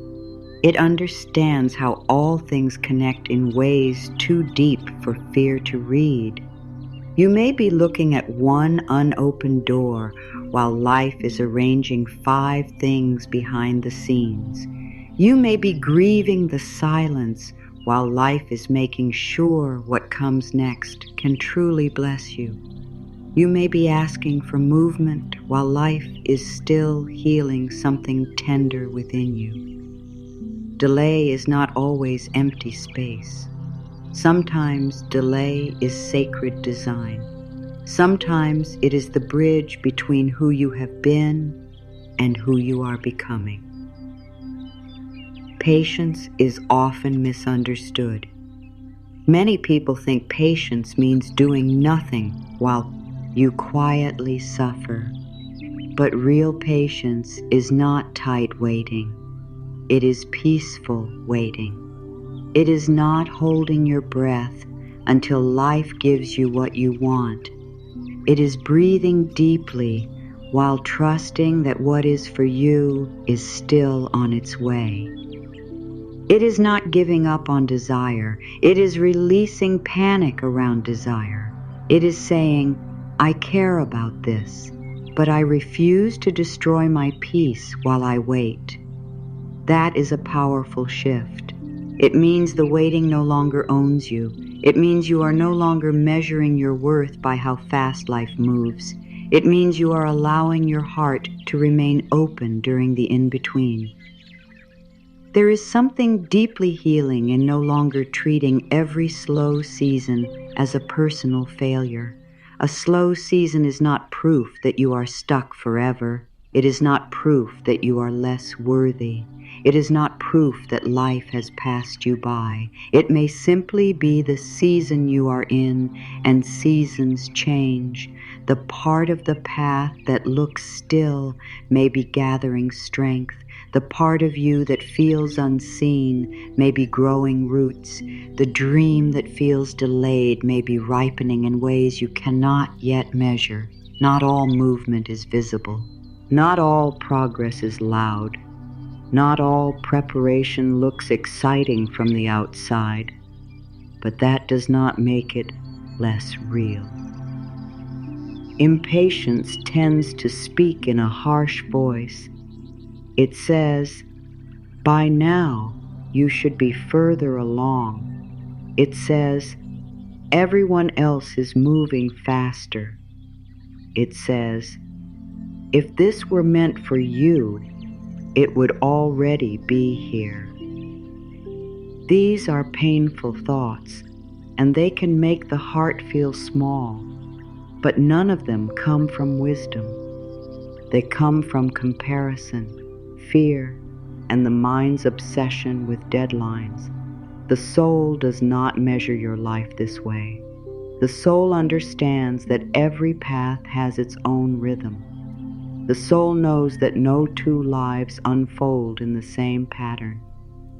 The soul knows that some lessons need time and some blessings arrive only when the hands receiving them have learned how to stay open. What if your life is not late? What if your life is simply unfolding in its own true order? What if the timing that frustrates your mind is actually serving your becoming? What if you are not being denied, but designed? These questions can soften something inside. They can help you stop turning time into an enemy. Time is not your enemy. Delay is not your enemy. Mystery is not your enemy. The real pain often comes from fighting the timing instead of living inside it with trust. The more you fight what has not opened yet, the more tense the waiting becomes. The more you trust that things are still moving, the more peace can live beside the unknown. Sometimes people want the answer because they believe the answer will finally let them rest. But there is a deeper rest available even before answers arrive. That rest comes from trust. It comes from remembering that you are not forgotten. It comes from remembering that what is meant for you cannot be ruined simply because it has not happened yet. It comes from remembering that your path is not falling apart just because. Use it as not moving on your preferred schedule. This kind of rest is spiritual maturity. It allows you to wait without becoming bitter. It allows you to desire without becoming desperate. It allows you to stay open while the unseen work continues. The heart can become much lighter when it stops asking the same fearful question over and over. When? Sometimes a better question is, How can I stay open while life unfolds? Or who am I becoming in this season? Or what is this waiting teaching me about trust? These questions do not make the desire disappear. They simply move you out of panic and into presence. They turn the waiting from a punishment into a teacher. They help you notice that even here, even before the answer comes, life is still offering wisdom, growth, and quiet blessings. Patience also protects your energy. When you are constantly rushing inwardly, always checking for signs, always fearing you are behind, you drain yourself. The body becomes tight, the mind becomes noisy, the spirit becomes tired. But when you practice patience, your energy returns to you. You stop leaking peace into imagined futures. You stop living as if the next chapter is the only place where life can begin. You become more available to this day, this breath, this small gift, this moment of healing, this little bit of clarity. You stop postponing your life until everything finally lines up.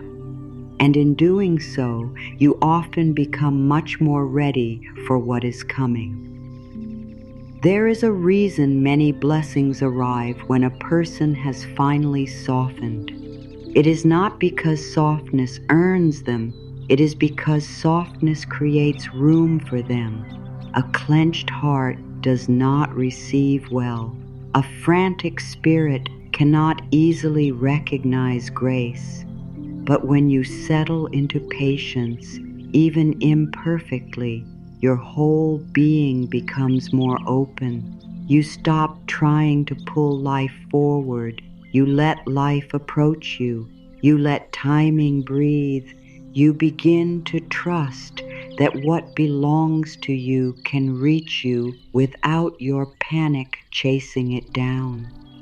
This does not weaken your path. It strengthens it. It fills your journey with dignity instead of desperation. You may have already seen this in your own life. The things that became blessings often came in their own time, not your fearful time. They came when something in you had ripened. They came when you were more honest, more ready, more grounded, more able to receive them. Looking back, you may even see that if they had come earlier, you would not have known how to hold them. This does not mean every delay felt good, but it does mean timing has intelligence. It does mean your life has not been random. It does mean some doors waited because your soul needed to grow strong enough to walk through them with peace. So let patience become gentler in you. Let it be less about gritting your teeth and more about opening your hands. Let it be less about counting the days and more about trusting the season. Let it be less about proving your worth through endurance and more about remembering that life's saying, "It loves you while you wait." You do not need to force the flower open. You do not need to hurry the dawn. You do not need to pressure the next chapter into appearing before it is ready. The deepest alignment often comes when you stop pulling and start trusting. Speak this truth softly to yourself whenever impatience rises. What is meant for me will come at the right time. Let those words slow your heartbeat. Let them loosen the tight place in your chest. Let them remind you that your future does not need to be chased in fear. Then add this if you need it. I trust the timing of my life. I am not behind. I am being guided. These words are not there to make you passive. They are there to keep your heart from hardening while the path unfolds. They are there to help you stay open to life instead of at war with it. It is possible that the very thing you are waiting for is also moving toward you now in unseen ways. The right opening may be forming. The right clarity may be gathering. The right shift inside you may already be underway. Even your own readiness may be growing quietly while you still feel uncertain. Do not be too quick to call this season empty. Do not be too quick to call it wasted. Some of the most important work in your life may be happening in the parts that look slow.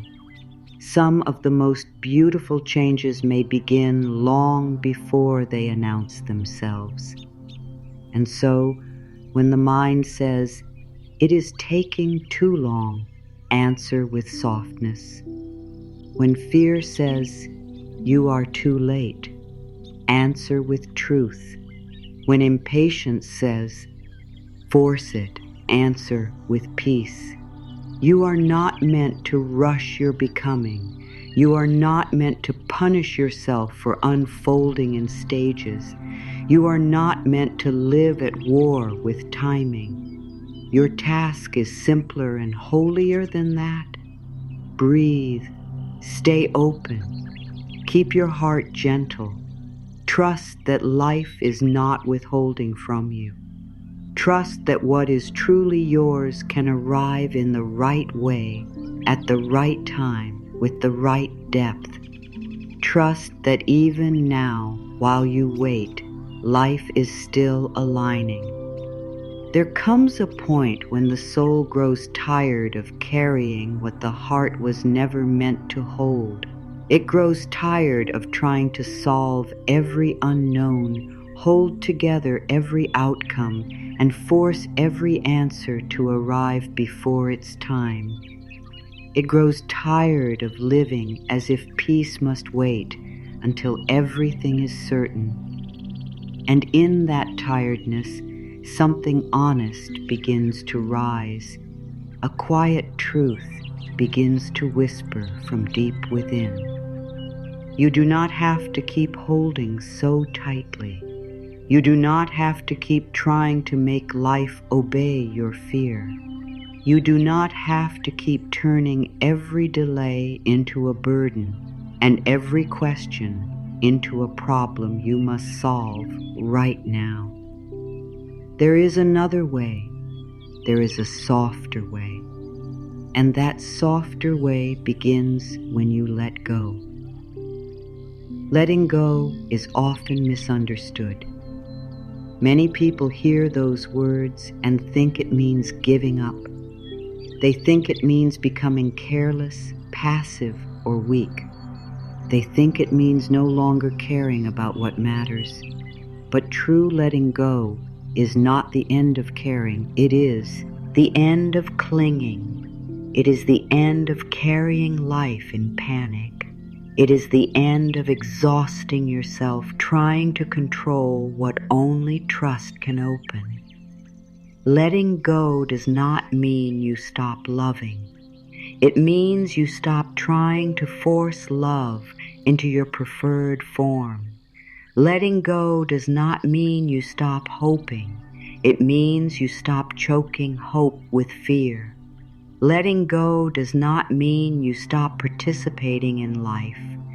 It means you stop trying to do life's work for life itself. When your hands are full of fear, there is no room left to receive. When your mind is crowded with pressure, there is little space for wisdom to enter. When your body is held tight with control, it becomes hard for peace to move through you. This is why letting go is so powerful. It creates space. It opens an inner room that fear had crowded. It clears the path that force had blocked.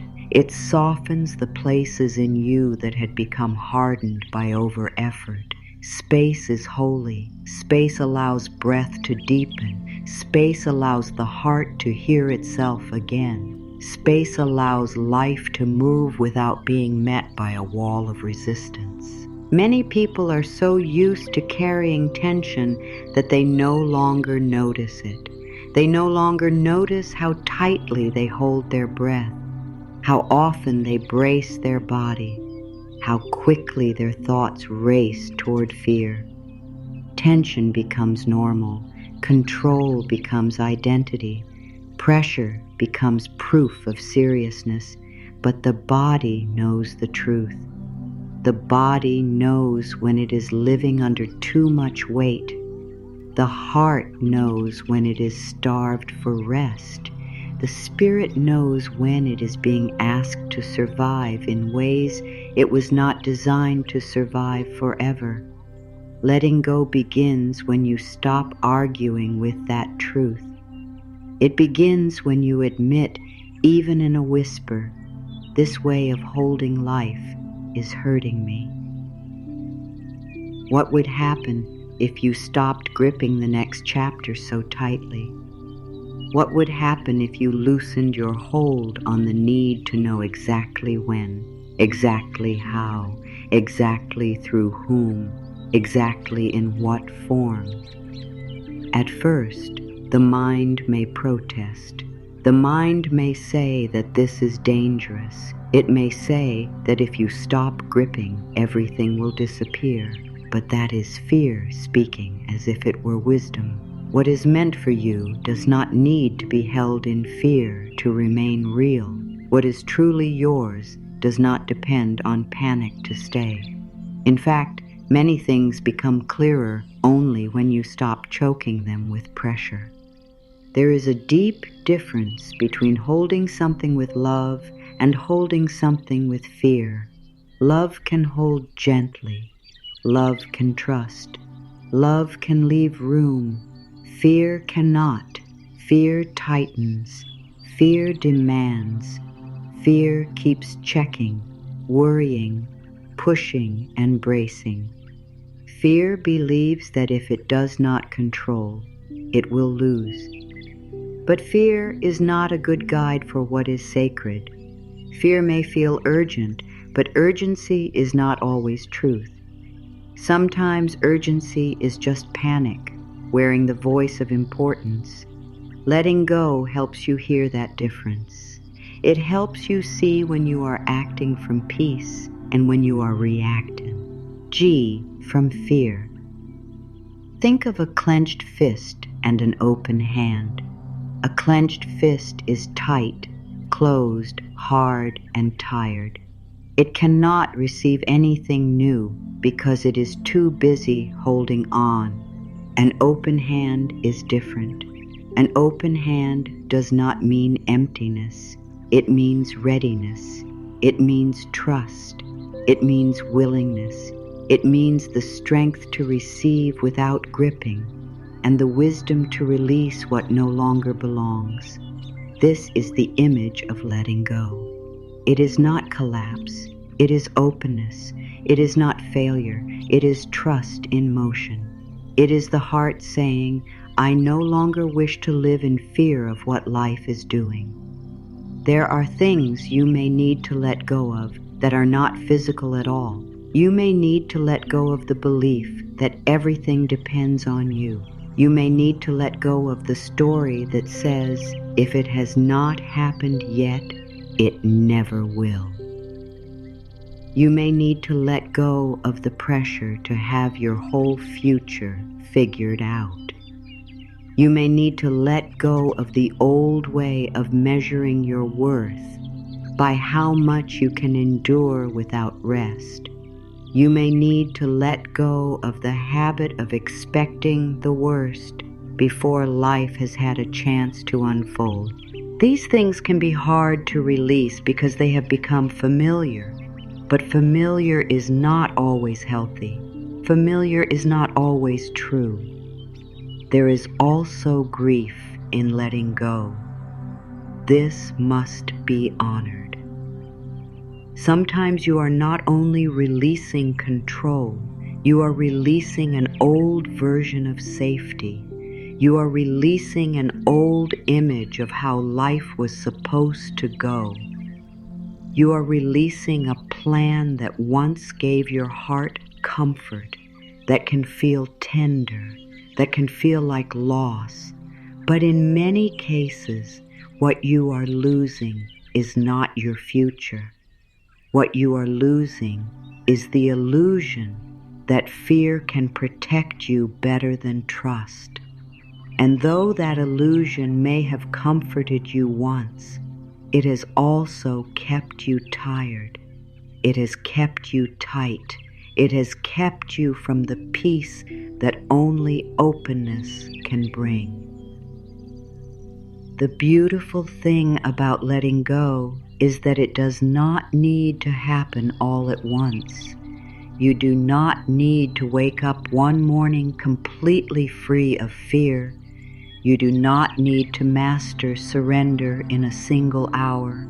Often it happens one breath at a time, one thought at a time, one moment of awareness at a time. You notice yourself gripping, and instead of judging yourself, you soften. You notice the mind rushing into panic, and instead of following it all the way down, you return to trust. You notice the pressure building in your chest, and you place a hand there and breathe. This is letting go in real life. It is not dramatic, it is faithful. It is the small, holy practice of releasing over and over again. And each time you release, space returns. Space for calm, space for intuition, space for unexpected good. Space for guidance that fear had drowned out. Space for joy in the middle of unfinished things. Space for beauty to touch you again. So much of life cannot be forced, but it can be received. Peace can be received. Love can be received. Clarity can be received. Right timing can be received. Miracles can be received, but only where there is room. Letting go makes room. There are moments when life waits for your hands to open, not because life wants to test you, but because what is coming cannot land in clenched energy. You cannot receive peace while feeding panic every minute. You cannot feel carried while insisting on dragging yourself through every unknown. You cannot hear the wisdom of the next step while shouting at life to show you the whole map. The next blessing may not require more strain. It may require more space. It may require you to become less crowded inside. It may require you to believe that not everything good enters through effort alone. Letting go also changes how you move through time. When you cling, every hour feels heavy. Waiting feels painful. Silence feels threatening. Uncertainty feels unbearable. But when you loosen your grip, time begins to soften. You no longer demand that every day produce visible proof. You no longer treat the in-between as wasted. You begin to live more fully where you are.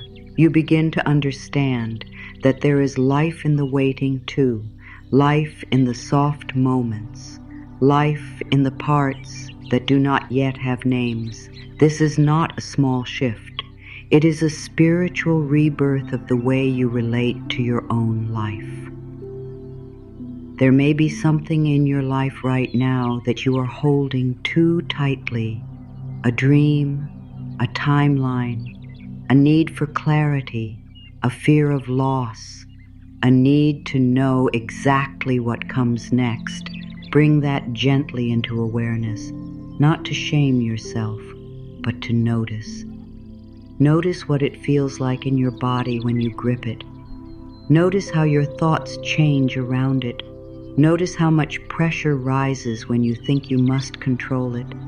Then imagine loosening your hold just a little, not abandoning it, not pretending it does not matter, just loosening, just saying, I release the need to force this.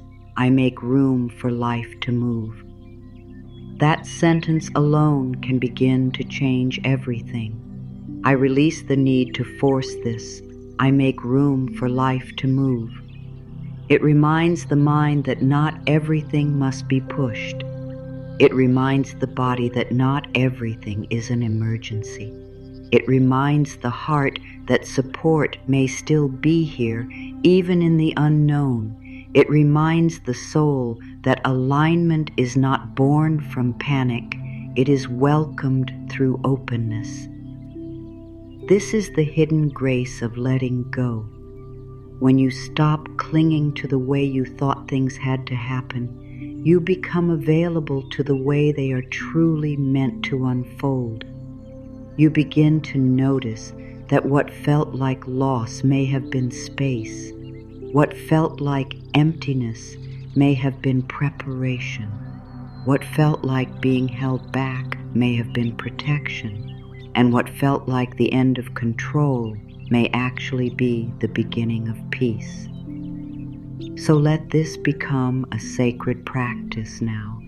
Let your shoulders soften when you remember. Let your breath lengthen when you notice the old fear rising. Let your inner voice become kinder when the mind says to panic, keep choosing release, keep making space, keep telling life, I am willing to trust your movement more than my fear. The more you let go, the more room there is for alignment. The more you stop forcing, the more clearly you can feel what is real. The more your hands open, the more your life can finally breathe. Take a slow breath and imagine yourself standing at the edge of a quiet river. The light is soft, the air is warm. Everything around you feels calm, steady, and gentle. The water moves with a peaceful rhythm, not rushing, not resisting, simply flowing in the way it was created to flow. You do not need to do anything here.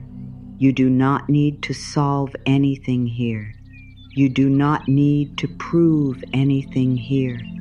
Just stand for a moment and let yourself feel the stillness of this place. This river is more than water. It is the flow of life itself. It is the part of life that knows how to move without fear. It is the part of life that understands timing, direction, and trust. It knows where it is going, even when the whole path cannot be seen from where you stand. It does not panic when it bends. It does not lose itself when the path curves. It does not fear its own movement. It trusts it.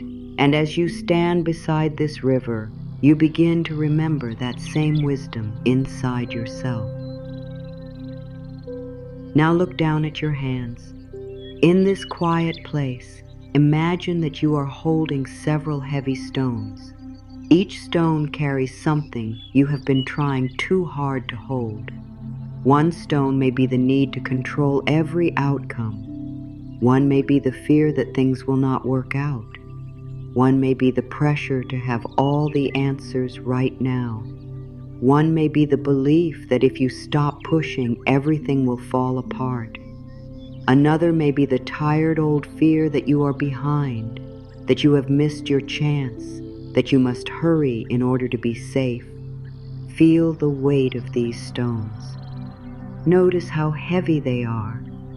Notice how long you have been carrying them. You were never meant to hold all of this forever. You were never meant to walk through life with your hands and heart this full of pressure. The river knows that. The river does not judge you for carrying these things. It only invites you to release them. It only invites you to trust that what you have been gripping in fear can be held by something greater than your struggle, So take one stone in your awareness now, the heaviest one, the one you have been carrying the longest. Hold it for a moment. Name it gently in your heart.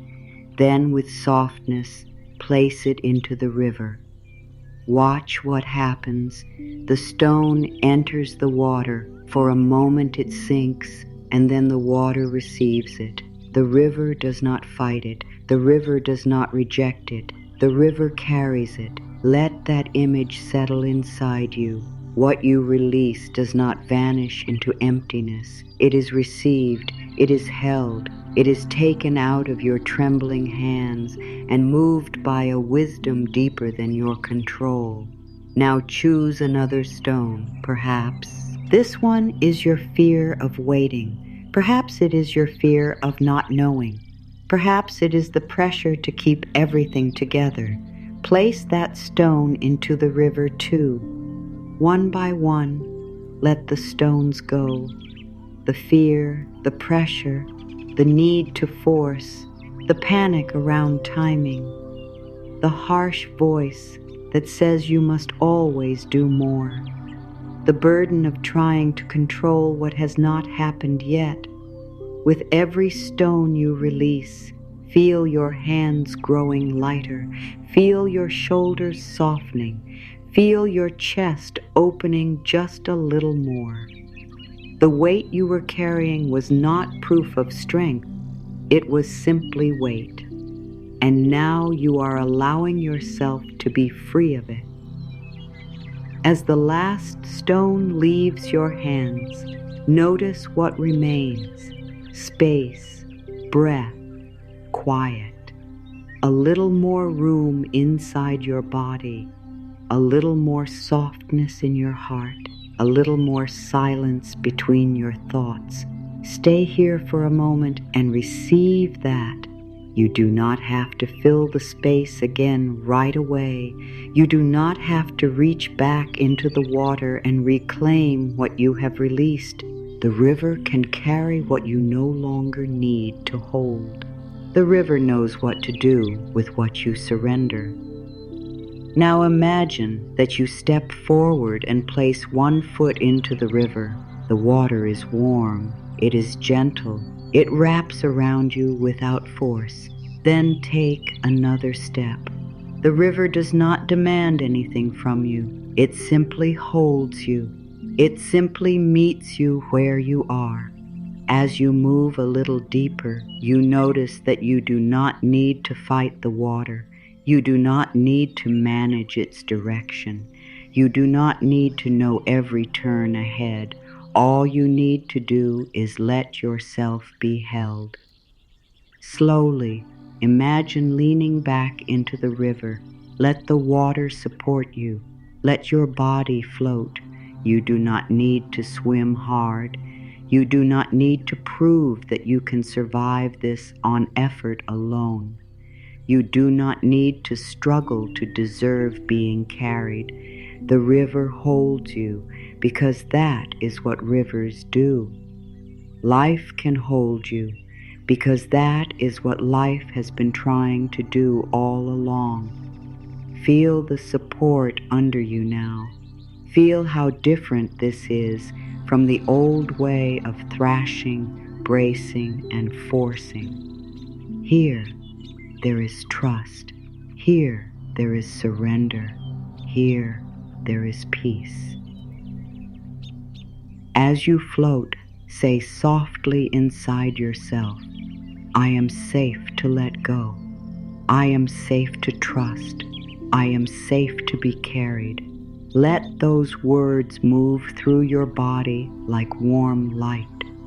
If a part of you still feels afraid, let that part be here too. It does not need to disappear before peace can begin. It only needs to be held in a kinder space. The river makes room for your fear without becoming fear itself. In the same way, you can make room for your feelings without handing them control of your life. The water carries you gently forward, around a bend, through light, under an open sky, you do not know everything that lies ahead. And somehow that no longer feels like a threat. You begin to understand something with your whole body, not just your mind. You understand that not knowing is not the same as not being guided. You understand that uncertainty is not proof of abandonment. You understand that life can move you without your panic. The current is wise. The current is steady. The current is enough. You notice the air on your skin, soft and calm. You notice the sky above you, wide and open. You notice how quiet your thoughts have become. The questions that once felt so sharp seem softer here. The need to control every outcome seems less convincing here. In this river, you remember that peace was never found through force. It was found through trust. You remember that alignment does not need to be chased like something far away. It can be allowed. It can be received. It can arrive when you stop standing in the way of it with fear. Now bring one area of your life gently into this visualization. Something you have been trying too hard to fix, control, speed up, or understand. See it clearly, but do not tense around it. Instead, imagine placing that whole situation into the river, not because it does not matter, but because it matters too much to keep carrying in panic. Place it into the current and watch it float. Watch life take it. Watch it move beyond the place where your fear could reach it. Let the river hold what you cannot solve this minute. Let the river carry what your mind has been trying to carry alone. Then whisper gently, I release the need to force this. I trust life to align it in the right way. Say it again slowly. I release the need to force this. I trust life to align it in the right way. Feel what happens inside you as those words settle. Perhaps the answer does not appear at once. That is all right. The purpose of this moment is not instant certainty. The purpose is release. The purpose is room. The purpose is remembering that you are not here to control the river. You are here to trust it. Stay in this feeling a little longer. Let your whole being learn from it. Let your body remember what it feels like to be supported. Let your heart remember what it feels like to be unburdened, even if only for this moment. Let your mind see that peace is possible without total control. This memory matters. You can return to it again and again. Whenever fear rises, whenever pressure builds, whenever you feel yourself trying too hard, you can close your eyes and come back to this river. You can place the stones down again. You can float again. You can remember again. And when you are ready, imagine yourself standing once more at the edge of the river. But now your hands are empty. Your breathing is softer. Your heart is quieter. The river still flows beside you, steady and wise. It has not disappeared. It remains available. The flow of life remains available. Support remains available. Trust remains available. Carry this knowing with you now. You do not have to force what the river already knows how to carry. You do not have to hold what the current can move.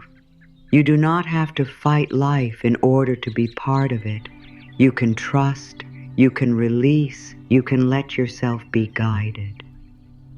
So much of the struggle people feel in life comes from trying to create outer peace without first allowing inner peace. They want the world around them to settle, and then they promise themselves they will relax. They want the answer, the sign, the relationship, the opportunity, the healing, and only after it appears do they believe they will finally feel calm. But this way of living keeps peace always one step away. It turns peace into a reward for control instead of a state of alignment available now. The truth is much gentler than that. Inner peace does not have to wait for outer perfection. In many cases, outer alignment begins only after inner peace is given room to grow. Peace is not the same as everything going your way.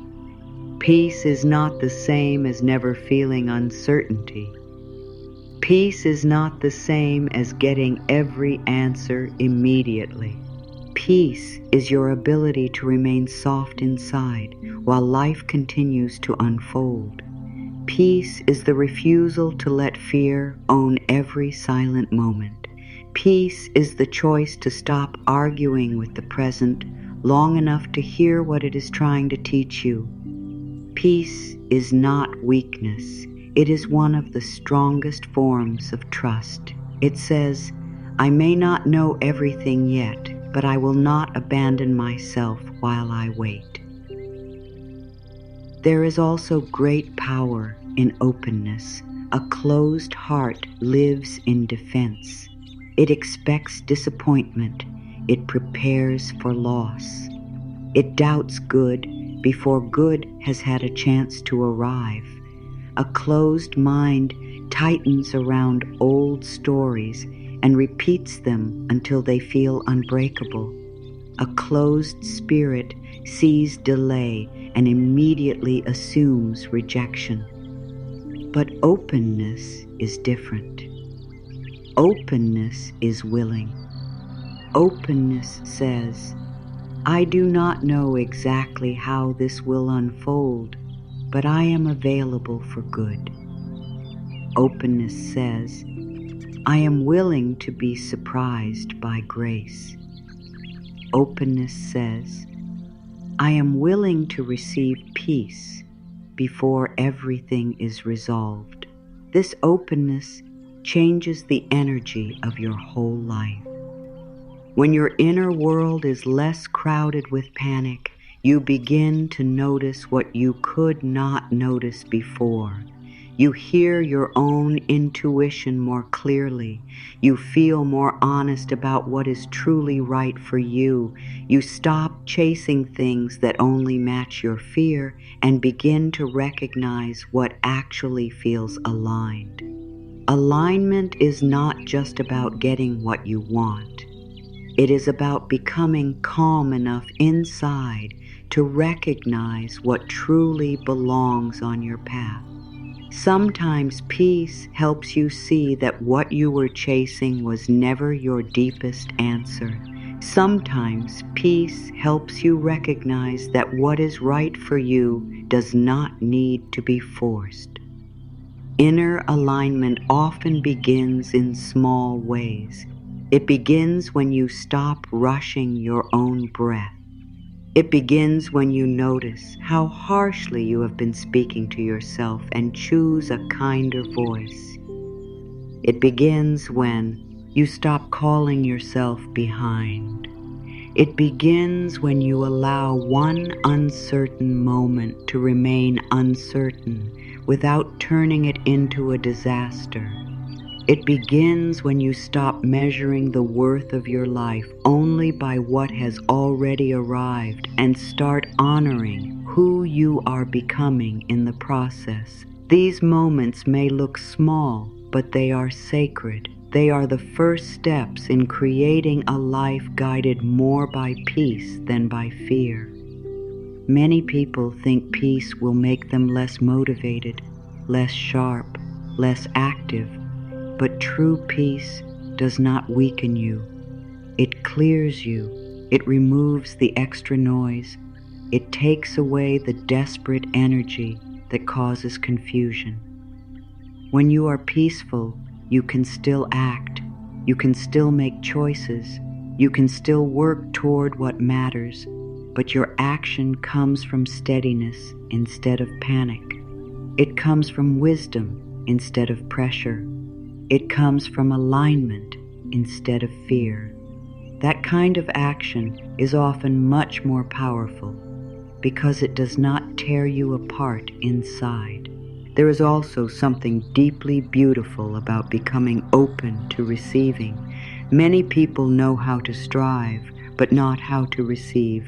They know how to chase, but not how to allow. They know how to prove, but not how to trust. Yet so much of life wants to be received rather than forced. A moment of clarity can be received. A blessing can be received. Peace can be received. Support can be received. Even love often enters more gently when the heart is no longer braced against life. Receiving does not mean passivity. It means participation without fear. It means being present enough to notice what is already trying to come toward you. When your inner world becomes calmer, your outer world often begins to respond in surprising ways. Conversations soften, choices become clearer, timing starts to make more sense. You stop wasting energy on what is not yours. You become more able to say yes where there is truth and no where there is strain. This is not magic in a shallow sense. It is alignment. It is what happens when your energy is no longer scattered in 10 directions by fear. It is what happens when your heart and mind begin to stand in the same place. It is what happens when peace becomes your center instead of control. There is an important truth here. Inner peace does not come from pretending everything is fine when it is not. It comes from no longer making fear your only response. You can still be honest about what hurts. You can still feel the ache of waiting. You can still admit that some days are hard. Peace is not denial. Peace is depth. Peace says, even here, I choose not to lose myself. Peace says, even here, I will stay connected to breath, to truth, to softness.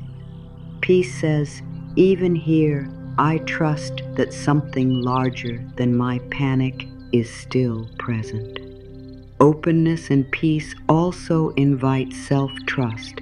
The more you learn to meet life with, without immediate panic, the more you begin to trust your own ability to handle what comes.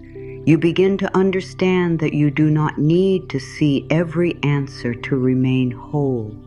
You begin to understand that uncertainty does not erase your wisdom. You begin to understand that your calm is not foolish, it is strength. This changes your relationship with the future. Instead of fearing every unknown, you start to feel more rooted in your own presence. You start to believe, whatever comes, I will meet it. That belief is a foundation. It creates freedom. Inner alignment is also deeply connected to truth. Fear often makes people move toward what is urgent, loud, or familiar. But peace helps people move toward what is true. The two are not always the same. Something may feel urgent and still not be right for you. Something may feel delayed and still be deeply right. Something may look impressive and still not fit your soul. Something may arrive quietly and still be exactly what your life needs. Peace helps you sense this. Peace helps you stop making choices only to escape fear. It helps you choose from a deeper center.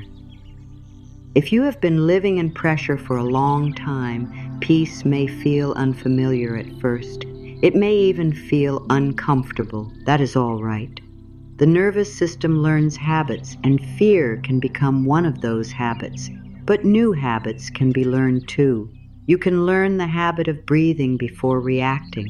You can learn the habit of checking in with your heart before obeying the voice of panic. You can learn the habit of pausing before turning uncertainty into suffering. You can learn the habit of openness. These are not small changes. They reshape the quality of your life from the inside out. Try saying this softly within yourself now. I choose peace even before everything makes sense. Let those words rest inside you, then add, I am open to the good that is finding me. These are simple truths, but they can change the direction of your day. They remind you that peace is not something you must earn later. It is something you can practice now. They remind you that openness is not foolish. It is how you make room for life to surprise you kindly. They remind you that alignment does not begin in the outer world alone. It begins in the inner posture of trust. What would your life feel like if you stopped demanding proof before peace? What would happen if you let yourself relax before every answer appeared? What would change if you believed that your calm could support your future better than your panic ever did? Perhaps your days would feel less heavy. Perhaps your mind would become less cruel. Perhaps you would start to notice beauty again.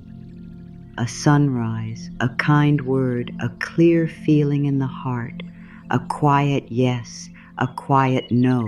These things matter. They are part of alignment too. Life is not only speaking through big events, it is often speaking through small, peaceful truths.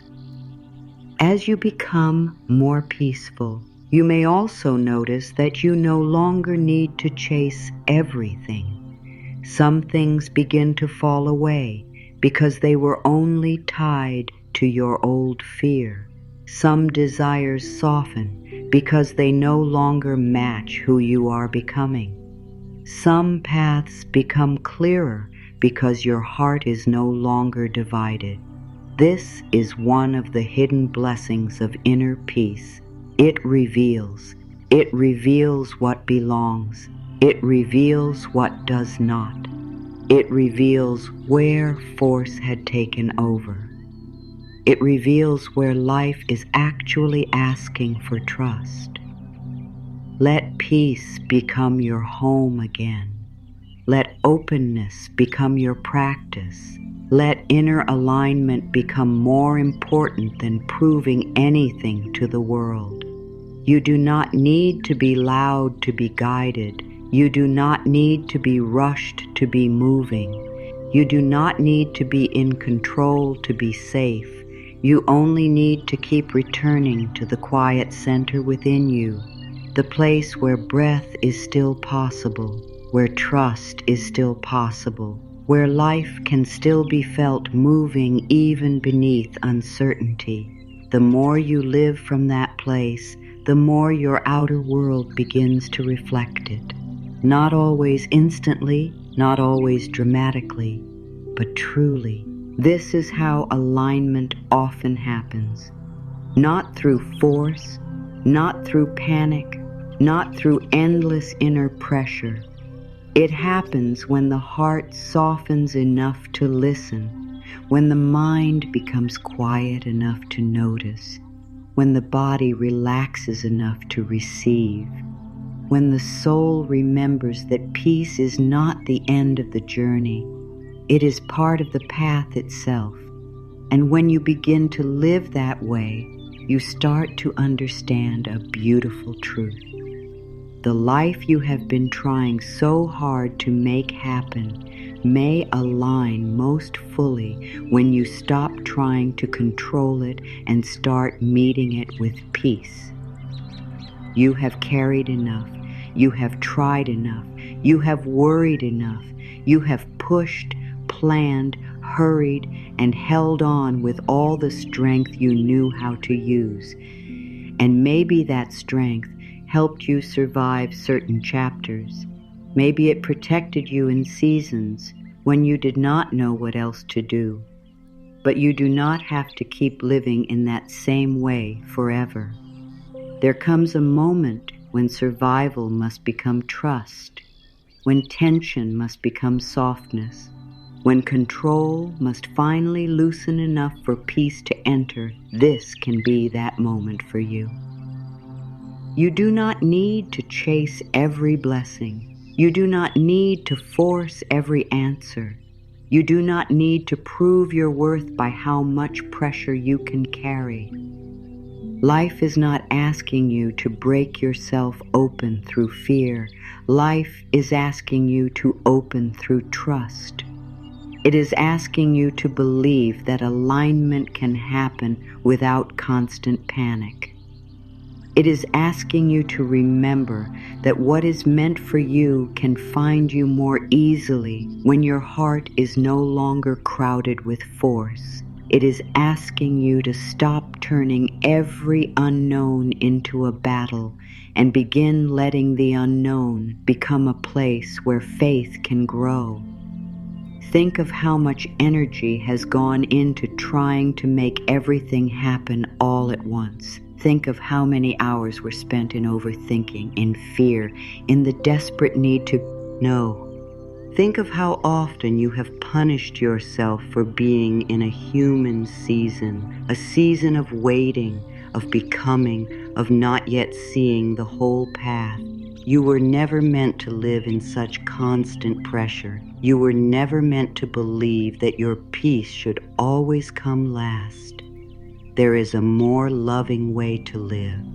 There is a more spacious way to walk through this world. There is a deeper way to trust that life is still carrying you.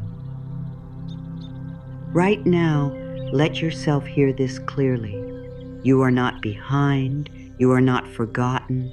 You are not failing because things are taking time. You are not weak because you are tired. You are not lost because you cannot see the whole way yet.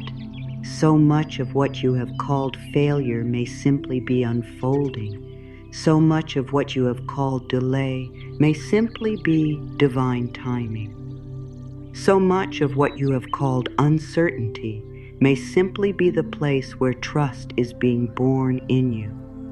You do not need to have all the answers to be safe in this moment. You only need this breath. You only need this softness. You only need this willingness to stop fighting yourself. Let this be your new practice now. Allow, trust, receive. Allow life to move without your constant resistance. Trust that what is truly yours does not need to be dragged to your door in panic. Receive the small peace that is here now, even before everything is complete. Receive the support that is here now, even before every question is answered. Receive the truth that your life may be aligning in ways your mind cannot yet measure. There is wisdom in relaxing your grip. There is power in no longer treating fear as your guide. You can begin the next chapter from a different place, not from exhaustion, not from desperation, not from the old belief that struggle is the only language life understands. You can begin from peace. You can begin from trust. You can begin from the simple decision to stop trying so hard in all the ways that have been hurting your spirit. This does not mean you stop showing up for your life. It means you show up with a softer heart. It means you stop abandoning yourself in the name of control. It means you let your nervous system know that it is allowed to rest. It means you let your soul return to its natural rhythm. As you move forward, there will still be moments when fear returns. There will still be days when the old habit of forcing tries to take over. That is all right. Healing is not about never feeling those things again. It is about learning to meet them differently. When fear rises, breathe. When pressure builds, soften. When the mind demands certainty, return to trust again and again. Return again and again. Remember again and again. Choose peace over panic, openness over control, alignment over force. Each return matters. Each return is a step into a gentler life. Take this truth into your heart now. What belongs to you does not need to be forced. What is right for you does not grow stronger. The rough panic, what is truly aligned, does not ask you to destroy your peace in order to receive it. The path that is yours will meet you in truth. The timing that is yours will arrive with wisdom. The love, healing, clarity, and blessings that belong to your life can come in a way that honors your spirit instead of exhausting it. Trust that. Let yourself trust that. And now let these words become your closing affirmation, not just for this moment, but for the days ahead. Say them softly within yourself, with kindness, with patience, with a willing heart. I relax. I let go. I trust life to align in the perfect way. Everything is unfolding for my highest good. What is meant for me will come at the right time. I do not have to force what is already finding its way to me. I am safe to trust. I am safe to receive. I am safe to rest in the flow of life. Let those words settle deep inside you. Let them reach the tired places. Let them touch the fearful places. Let them soften the places that have been bracing for too long. Peace is not far from you. Alignment is not as distant as fear has made it seem. It begins here, in this very softening. It begins here, in this gentle release. It begins here, in this brave choice to believe that life can still work beautifully, even when you are no longer trying to control every detail.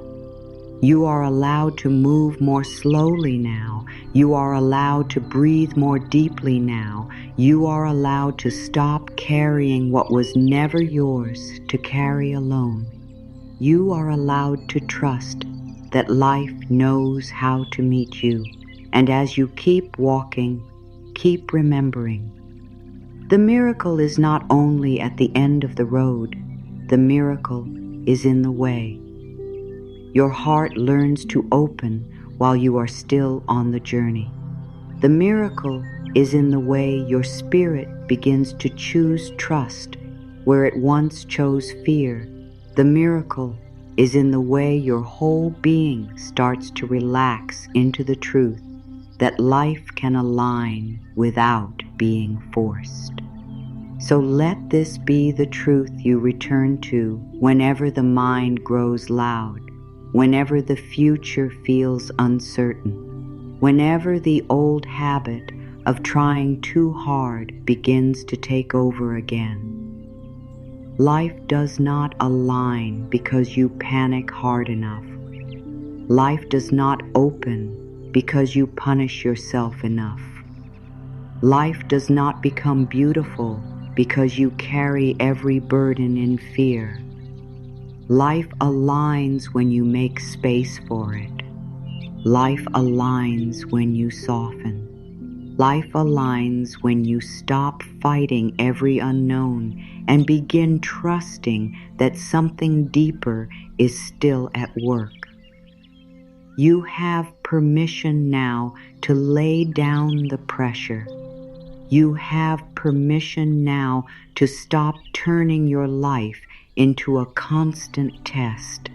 You have permission now to trust that what is meant for you can arrive without your fear dragging it closer.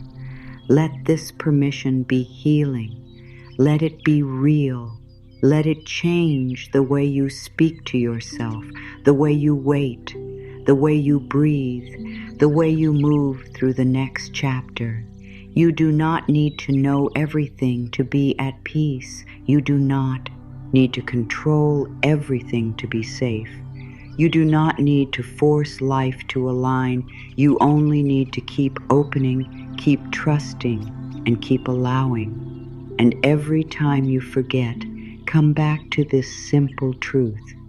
I stop forcing. I trust life to align for me. Let that be the door you walk through again and again. Let that be the voice that meets you when fear begins to rise. Let that be the soft strength you carry into each new day. Because what is for you is still finding its way. What is true for you is still unfolding. And the more you release the struggle, the more clearly you will see that life has been trying to carry you all along.